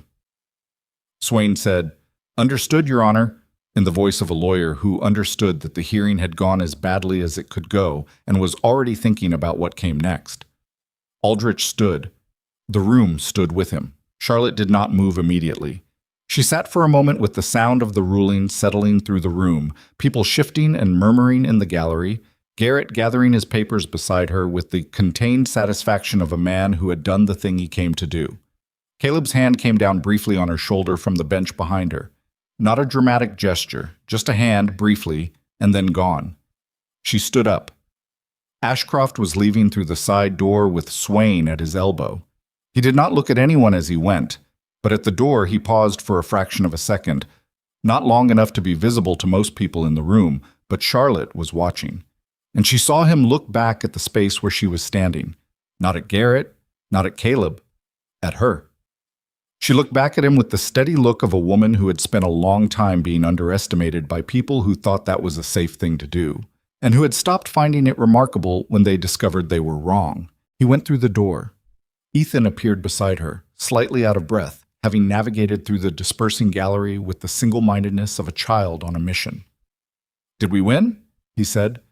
"We got an investigation," she said, "and they suspended the injunction. So yes, substantially." He thought about this for a moment, working out the distinction. "But not completely?" Winning completely takes longer, she said. This is the part that stops the bleeding. He nodded slowly. That's good, though. That's good, she agreed. Outside the courthouse, the Cheyenne afternoon was cold and bright, the sky the particular hard blue of high country in the fall. Garrett shook Caleb's hand and said he'd be in touch within the week as the investigation process began. He shook Charlotte's hand as well and held it a moment longer than necessary. I've been practicing law for 22 years, he said, which was the same thing he'd said in her kitchen, but differently this time. More like a man completing a sentence he hadn't been able to finish the first time. You're very good at it, Charlotte said. I had good material to work with, he said, and walked off toward his horse. Caleb stood beside Charlotte on the courthouse steps. Ethan was ahead of them, already on the street, turning back to look at them with the impatient energy of a boy who is cold and ready to go somewhere warm. It's not over, Caleb said. No, she agreed. Not yet. But it's different than it was. She looked at him. The afternoon light was doing the same thing it had done in the kitchen that evening weeks ago, making everything look a degree warmer than it probably was. Or maybe it was actually warmer. Yes, she said, it's different. They walked down the courthouse steps together, into the hard blue afternoon, with Ethan already half a block ahead and turning around every few steps to make sure they were following, doing the thing children did when they were happy and didn't have words for it yet, and so expressed it through motion instead, through the persistent checking that the people they needed were still there. The ride back from Cheyenne took 2 days, the same road in reverse, but it felt different going home than it had going there. Ethan slept most of the second day wedged between a bedroll and the wagon's side panel, his head bobbing with the rhythm of the wheels, unbothered by the cold or the ruts, or any of it. Children had that capacity, to close a chapter completely and sleep through the transition to the next one. Charlotte watched him for a while and thought that was probably the healthiest way to handle most things, if you could manage it. She couldn't manage it. She sat on the wagon bench beside Caleb and watched Wyoming come back at her in the reverse order it had left. The high country flattening by degrees, the rock formations she'd started to recognize giving way to the longer views of the valley, and ran through everything that was still unresolved, because that was what she did, and she'd stopped pretending she was going to change it. The investigation was open but not complete. Ashcroft was still in the territory, still in his house, still in possession of everything he'd accumulated over 20 years of the same methods applied to different targets. The injunction was suspended, not dissolved. The federal marshal's office had the referral, but referrals became action on their own timeline and their own terms, not hers. James Purvis was still the county surveyor. The banknote was still technically a document of record until it was formally invalidated. There were pieces still in motion, and she knew from experience that pieces in motion had a way of landing somewhere other than expected. You're listing things, Caleb said. She looked at him. In your head, you get a specific look. What kind of look? Like you're reading something no one else can see. He kept his eyes on the horses. You've been doing it since Cheyenne. She looked back at the road. There's still a lot that isn't settled. I know. The investigation could take months. Ashcroft has resources to slow it down, complicate it, make it expensive. He's going to fight every piece of documentation we put in front of the marshal's office. I know that too. And until he's formally charged with something, he can still... Charlotte. His voice was quiet, but it stopped her. I know all of it. I've been thinking about it the same as you. He paused. But we're going home, and the ranch is still ours. And whatever comes next, we're going to handle it the same way we handled this. He glanced at her sideways. Together, apparently. Whether I planned for that or not. She looked at him. He was not a man who said things like that easily. She understood by now the particular cost of it for him. The opening required, the exposure, the way it sat against his nature like a splinter he'd decided was worth tolerating. She understood because it cost her something similar, and she had made the same calculation. Together, she said. He nodded once and looked back at the horses, and that was that, and it was enough. They came home to a ranch that was intact and quiet, Dawes having managed things with his characteristic competence and minimal commentary. The animals were fed, the fences were where they should be, and Dawes had the specific expression of a man who had been hoping for this outcome and was not going to embarrass anyone by showing how much. "Everything all right?" he asked Caleb.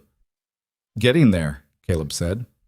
Dawes nodded and went back to what he'd been doing, and Charlotte thought that this was one of the better qualities a person could have: the ability to let good news be good news without needing to inflate it into something larger. The first letter from the federal marshal's office arrived 11 days later. It was formal and brief, confirming that an investigation had been opened into the survey and debt instrument fraud, and that both James Purvis and Victor Ashcroft had been formally notified. A second letter arrived from Garrett the following week, explaining that he had been contacted by 2 of the families from his list of 7, people who had heard, through the small but efficient telegraph of Frontier Community, that someone had finally opened a case, and that they were preparing to submit their own accounts to the marshal's office as supplementary evidence. 2 families became 4 by the end of the month. Charlotte read each of Garrett's updates at the kitchen table and filed them in the leather satchel that had started as Caleb's and had become, by a process of gradual and unspoken transfer, something they shared. She kept her own notes alongside his letters, tracking the investigation's progress the way she tracked everything, carefully, in order, leaving nothing out. It was during this period, in the compressed ordinary rhythm of waiting for justice to finish what the courthouse had started, that the ranch became something it apparently hadn't been in years. Not a different place, exactly. The same land, the same buildings, the same work that needed doing in the same weather. But the quality of the days changed. Ethan started talking more. Not dramatically, not in the sudden way of a child who had been holding something back and finally releases it, but incrementally, the way ice thaws.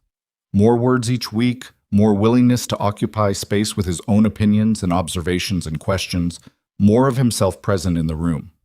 He started helping Charlotte in the kitchen, not because he was asked, but because he wanted to, standing beside her at the counter, learning things with the focused attention he brought to fence repair and cattle work, treating it all as equally serious, which Charlotte found she appreciated enormously. He asked her once, while they were making something that required more patience than either of them had naturally, why she hadn't married anyone back in Ohio. "There wasn't anyone worth marrying," she said. "What does that mean?" "It means the men I met wanted a version of me that was quieter and less opinionated and more decorative, and I couldn't figure out how to be that person, so nothing ever went forward." Ethan considered this. "But Pa's not like that." "No," she said, "he's not. He likes that you're opinionated." "I think he finds it occasionally irritating," she said, "but he doesn't want me to stop." Ethan turned this over with the deliberateness he brought to everything. "Ma was quiet," he said. She wasn't shy. She just didn't say things until she was sure about them." He paused. "Pa used to say she was the most certain person he'd ever met because she didn't say something unless she meant it all the way." Charlotte kept her hands on what she was doing. "She sounds like someone worth knowing." She was. He was quiet for a moment. "You're different from her, but I think you're the same kind of certain." He glanced at her. "Just louder about it." Charlotte looked at him. "That was a compliment," he said. "I understood that," she said. "Thank you." It was the middle of November when Caleb asked her. Not dramatically. Not in the way that proposals happened in the stories that women read in Eastern parlors. No orchestration, no ceremony, no particular setting chosen for its picturesqueness. They were in the barn, which was where they ended up having half their significant conversations, because the barn was where Caleb processed things, and Charlotte had developed the habit of finding him there when something needed to be said. He'd been repairing a bridle, and she'd come in to tell him that Garrett had sent word that James Purvis had agreed to cooperate with the federal investigation in exchange for reduced charges, which meant the survey fraud was now being corroborated from the inside, which was the most significant development since the hearing. Caleb had set down the bridle and listened, and then sat for a while with the look of a man integrating something large, and then he'd said, without any apparent transition, "I want you to stay." She looked at him. "I know you're already staying," he said. I know it's not a question anymore whether you're here. You are here. You made that clear, and I understood it." He turned the bridle over in his hands. I mean, I want you to stay the way a man means it when he's asking a woman to be his wife, because he can't figure out how to picture the rest of it without her. Charlotte sat down on a hay bale across from him. She looked at him, looking at the bridle. "Caleb," she said, "I know it's not—" He stopped. "I'm not good at this." "You're doing fine." "I don't have a ring. I didn't plan this. I was just—" He finally looked up. "I was sitting here and I realized I couldn't remember what the days felt like before you got here, and I couldn't imagine what they'd feel like if you left, and I thought that was probably something I should say out loud before I lost the nerve." Charlotte looked at him for a long moment. The barn was cold and smelled of horses and old wood and the particular dusty warmth of hay, and the light through the gaps in the boards was doing its late afternoon thing, and Caleb Mercer was looking at her with the undefended expression of a man who had used up his available guardedness on 35 years of other things and didn't have enough left to hide behind. She thought about the letter she had written him from Ohio, the one where she'd told him the truth about herself before she'd had any reason to believe the truth would be received well. She thought about the 4 days on the westbound train and the platform at Coldwater Creek and the kitchen table and the land records and the federal courthouse and every morning in between where she'd come downstairs and made coffee, and it had felt, without her deciding it would, like the right place to be. She thought about Miriam, who had sent her here to be broken, and the particular irony of the outcome. "Yes," she said. He looked at her. "Yes," she said again. "That's the answer, Caleb." He let out a breath that she understood had been held for some time, possibly longer than this conversation. He nodded. Set down the bridle. Nodded again, the way he did when he'd processed something and was ready to move to the next thing, but needed a second. "All right," he said. "All right," she agreed. They sat in the barn for a few more minutes without saying anything else. It was not an uncomfortable silence. It was the silence of two people who had said the necessary thing and were letting it settle into the category of fact, where it would stay. Ethan took the news with the equanimity of someone who had suspected it was coming and was experiencing confirmation rather than surprise. He said "good" in the tone of a boy closing a question he'd had open for a while, and then asked what was for supper, which Charlotte found was exactly the right response, and said something true about who he was becoming. The wedding was small, in February, with May Dunbar and her husband as witnesses, and Garrett, who rode out from Caulfield because he said he wanted to, and Charlotte believed him. Dawes stood in the yard in his good shirt and did not cry, which Charlotte respected, though she noticed he kept his back to the proceedings for portions of it, which she also noticed and did not mention. Ethan stood beside his father with the solemn bearing of a boy who understood he was part of something significant and was not going to diminish it by fidgeting. It was not a perfect day. The wind came up during the brief ceremony and took Charlotte's veil, which she had not particularly wanted anyway and did not chase.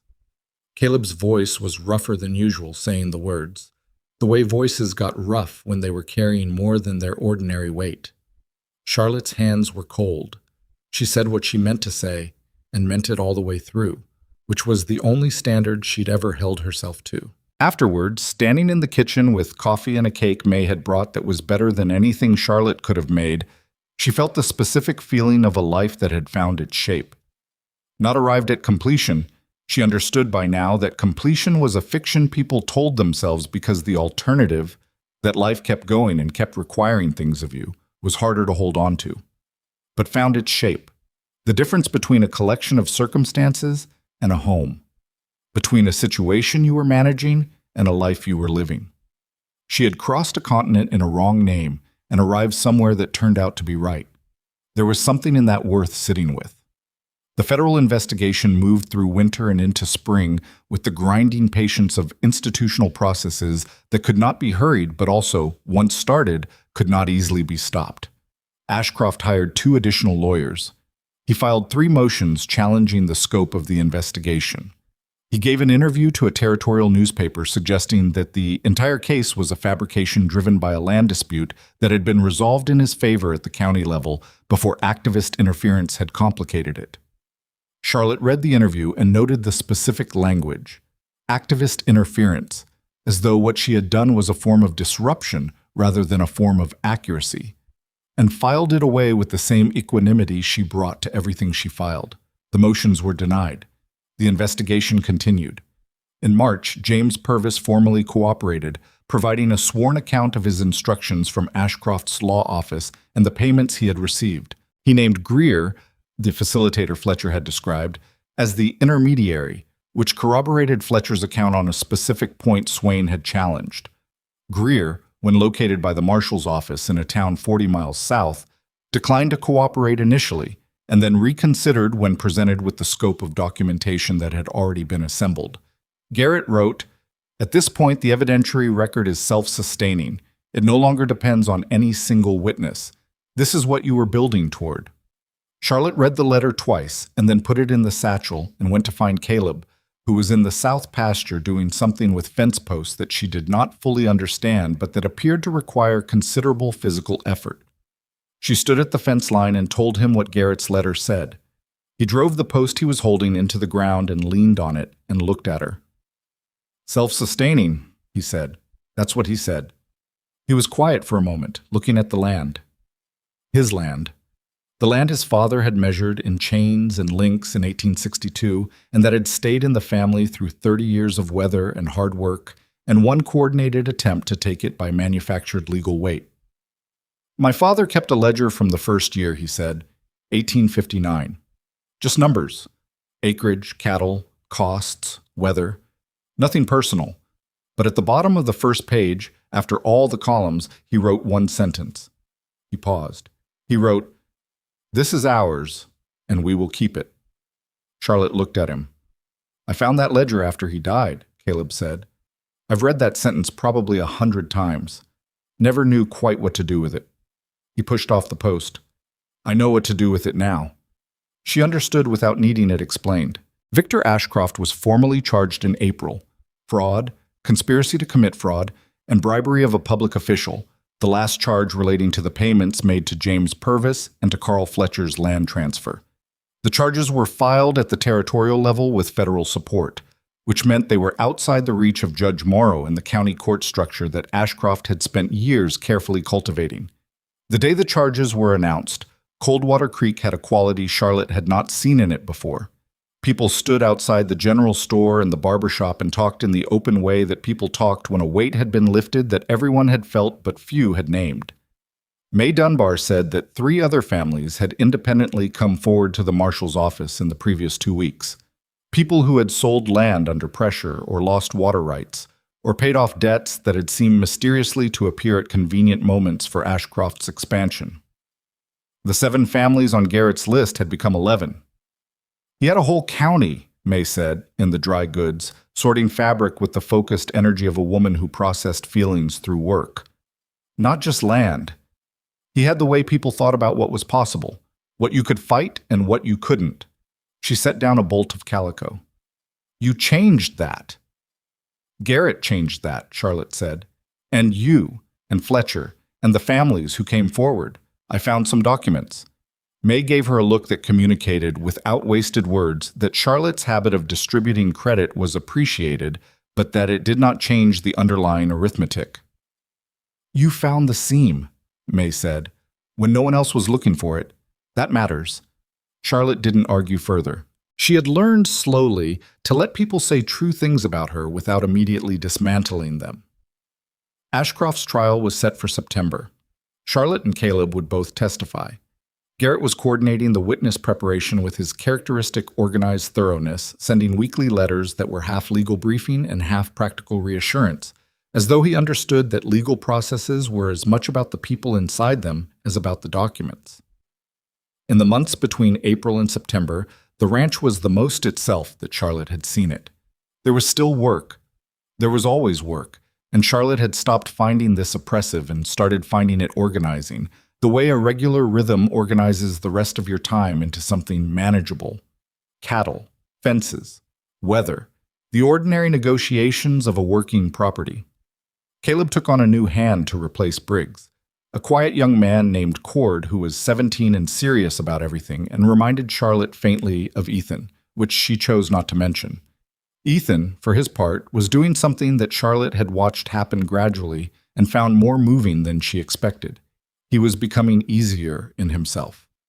The watchful stillness that had been his primary mode when she arrived, the stillness of a child who had learned to hold back until he was certain of the ground, was still there, but it no longer dominated. He laughed more. He argued with Charlotte about things that didn't matter. Which route was faster into town, whether the north pasture grass had recovered from the dry summer, whether coffee needed to steep as long as she said it did, with the cheerful combativeness of someone who had decided he was safe enough to have opinions. She lost the coffee argument 3 times before conceding that he might be right, which he received with enormous satisfaction.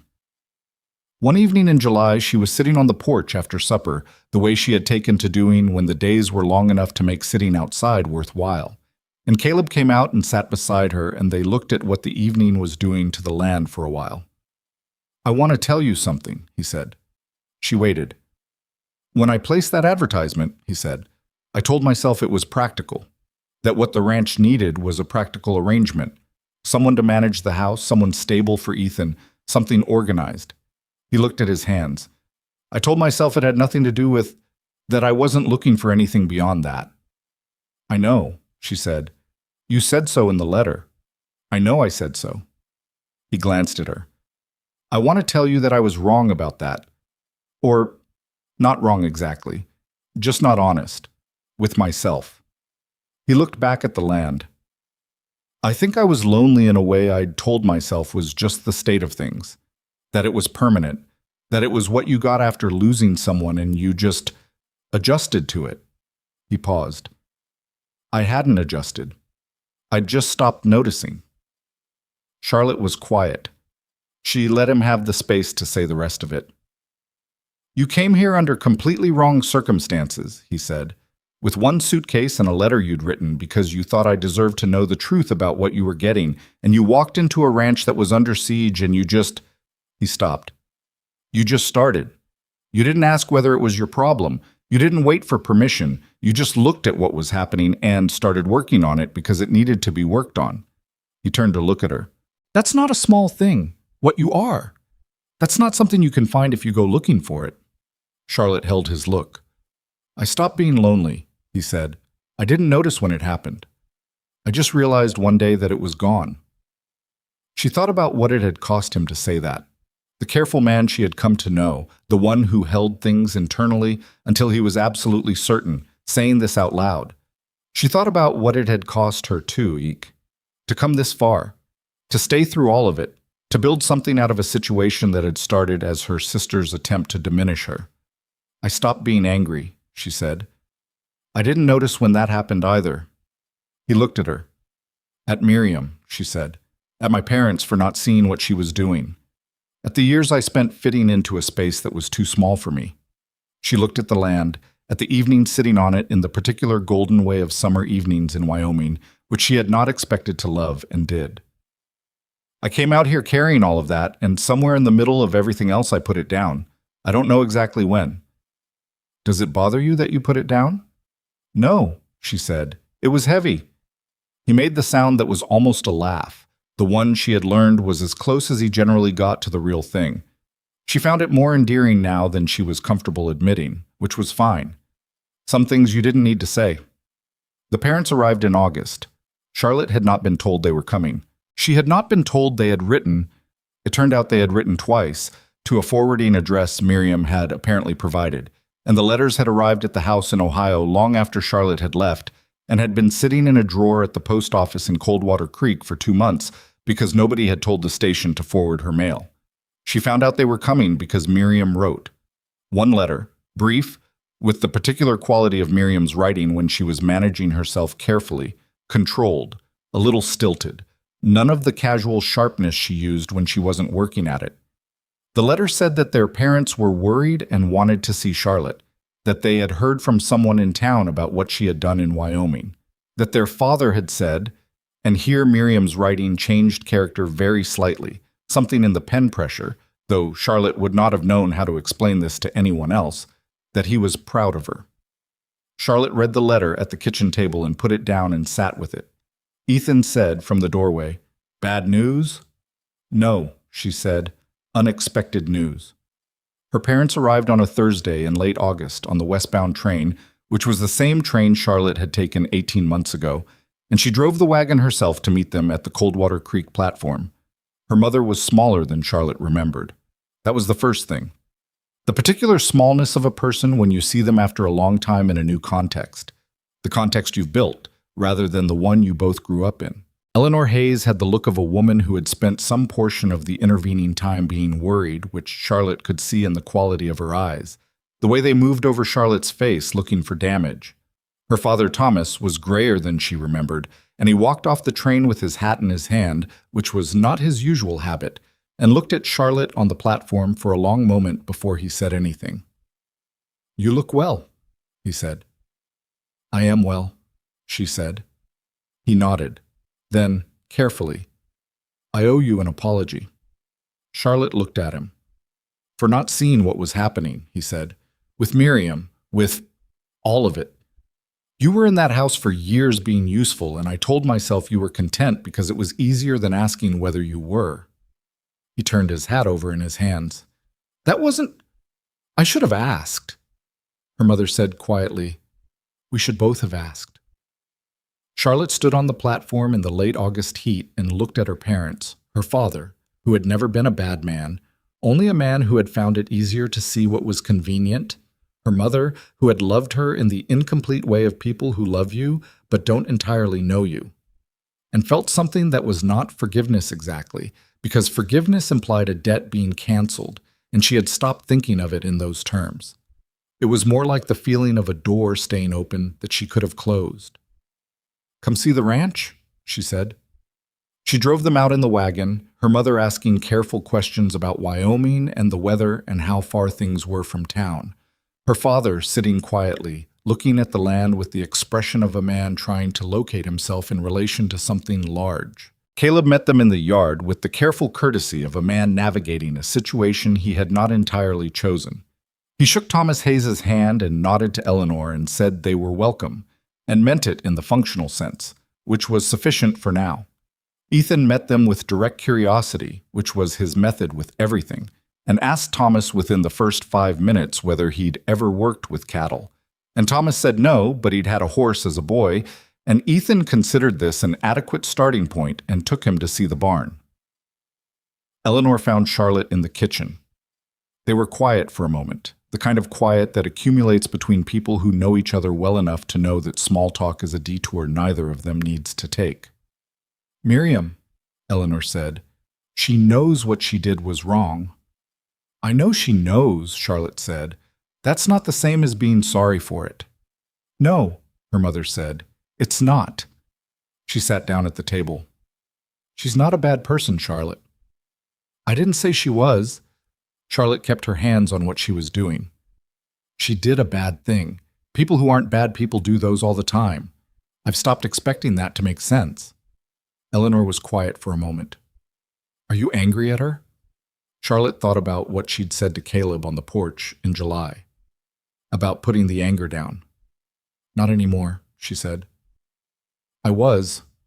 For a while. But I came out here and I found..." She paused, looking for the right word and not finding it cleanly. "I found more than I had room to carry the anger and keep everything else. So I put it down." Eleanor looked at her daughter with the particular expression of a mother seeing someone she gave birth to and realizing she doesn't entirely know who they've become, and finding that the person they've become is someone she would like. "You're happy," her mother said. It came out slightly surprised, which Charlotte chose not to take personally. "I am," Charlotte said. "I didn't know if you'd be. I worried that..." Eleanor stopped. "I worried that you'd come out here and it would be hard in ways that were too much. That the distance would..." "The distance was the point," Charlotte said. "The distance was what made it possible." Her mother sat with that. "Miriam thought she was sending you somewhere that would defeat you," Eleanor said. "I know." "She didn't understand you." Charlotte looked at her mother. "Neither did you," she said. "Not unkindly. Not really. Not until now, maybe." Eleanor didn't flinch from it. That was something. No, she said. I didn't. They ate supper together that evening, all of them, Charlotte and Caleb and Ethan and the two Hayes parents, around the kitchen table that had been the site of legal strategy and late-night evidence review and ordinary family meals, all of which had built up in the wood and the air of the room into something that felt undeniably like the residue of a life being lived. Thomas asked Caleb about the cattle operation with the genuine curiosity of a man who had spent his life in hardware and found agricultural mechanics interesting in the abstract. Caleb answered him with the directness he brought to most things, and somewhere in the middle of an explanation about grass rotation and the north pasture, Thomas Hayes laughed at something, and the laugh was the most natural thing in the room. Ethan watched Charlotte's parents with the assessing attention he brought to everything, quietly cataloging them, filing away what he observed. At one point, he looked at Charlotte across the table with an expression she had come to recognize, the one where he'd reached a conclusion and was deciding whether to say it. He decided not to say it. But she saw it on his face anyway. They're all right. She gave him a slight nod. He went back to his food. Her parents stayed 4 days. Thomas spent most of them with Caleb and Ethan, which was not what Charlotte had expected, and which she thought was probably good for all three of them. Eleanor helped in the kitchen and sat on the porch in the evenings and asked Charlotte questions she hadn't asked when Charlotte was at home. What she thought about things, what she wanted, what she'd found in herself out here that she hadn't known was there. Charlotte answered honestly, which had always been her method and was not going to change now. On the last evening, her father found her in the kitchen alone and stood in the doorway for a moment before coming in. "Your husband," he said. "Yes?" "He's a good man." He paused. "I can see that you matter to him. The specific way he looks at you when he thinks you're not watching." Charlotte didn't say anything. "I didn't give you enough to take with you," Thomas said. "When you were at home. I let you give, and I didn't think about what you were supposed to get back." He turned his hat over again, the same gesture he'd made on the platform. "I'm glad you found this. I'm glad it was here to find." Charlotte crossed the kitchen and hugged her father, which was not something she had done regularly and which surprised both of them slightly. He held on for a moment. This man who had not been a bad father, only an insufficient one, who had loved her in the incomplete way of people who are better with their hands than with their attention. "Come back next summer," she said. "Both of you." He nodded against her shoulder. The trial in September lasted 3 days. Charlotte testified for an hour and a half on the second day, walking the court through the document trail she had assembled and the logical sequence connecting the survey fraud to the debt instrument to Ashcroft's acquisition case file, the same sequence she had built at the kitchen table over 2 months of lamplight and cold coffee. Swain cross-examined her again, harder this time, knowing the shape of her method, trying to find the place where certainty became assumption. She didn't give him that place because it wasn't there. She had built the case from documents, and documents didn't have assumptions in them. Ashcroft was convicted on all 3 counts: fraud, conspiracy, bribery. The judge, a territorial judge, not Aldrich, but someone in the same institutional tradition of men who had seen enough land fraud to recognize it on sight, delivered the verdict without theatrical weight, just the words in order, which was all that was necessary. James Purvis received a lesser conviction and a reduced sentence in exchange for his cooperation. Carl Fletcher was not charged. Greer, the facilitator, received 18 months. Garrett sent a letter that was the shortest he had ever written. "Done. Well done." Charlotte put it in the satchel with everything else. The satchel eventually moved from the kitchen table to the back room where Caleb kept his father's ledgers. Charlotte put it on the shelf next to the oldest one, the one from 1859, the one with the single sentence at the bottom of the first page. She did not open the ledger. She had never opened it, but she knew what it said. "This is ours, and we will keep it." She stood in the back room for a moment, looking at the shelf. She thought about what it meant to build something, not to inherit it, not to be given it, but to build it out of the specific materials that circumstances provided, which were rarely the materials you would have chosen and almost never arrived in the order you expected, and had a way of being heavier or stranger or more complicated than you'd accounted for. You built anyway. You built because the alternative was to stand in the rubble of what someone else had decided for you and call that a life.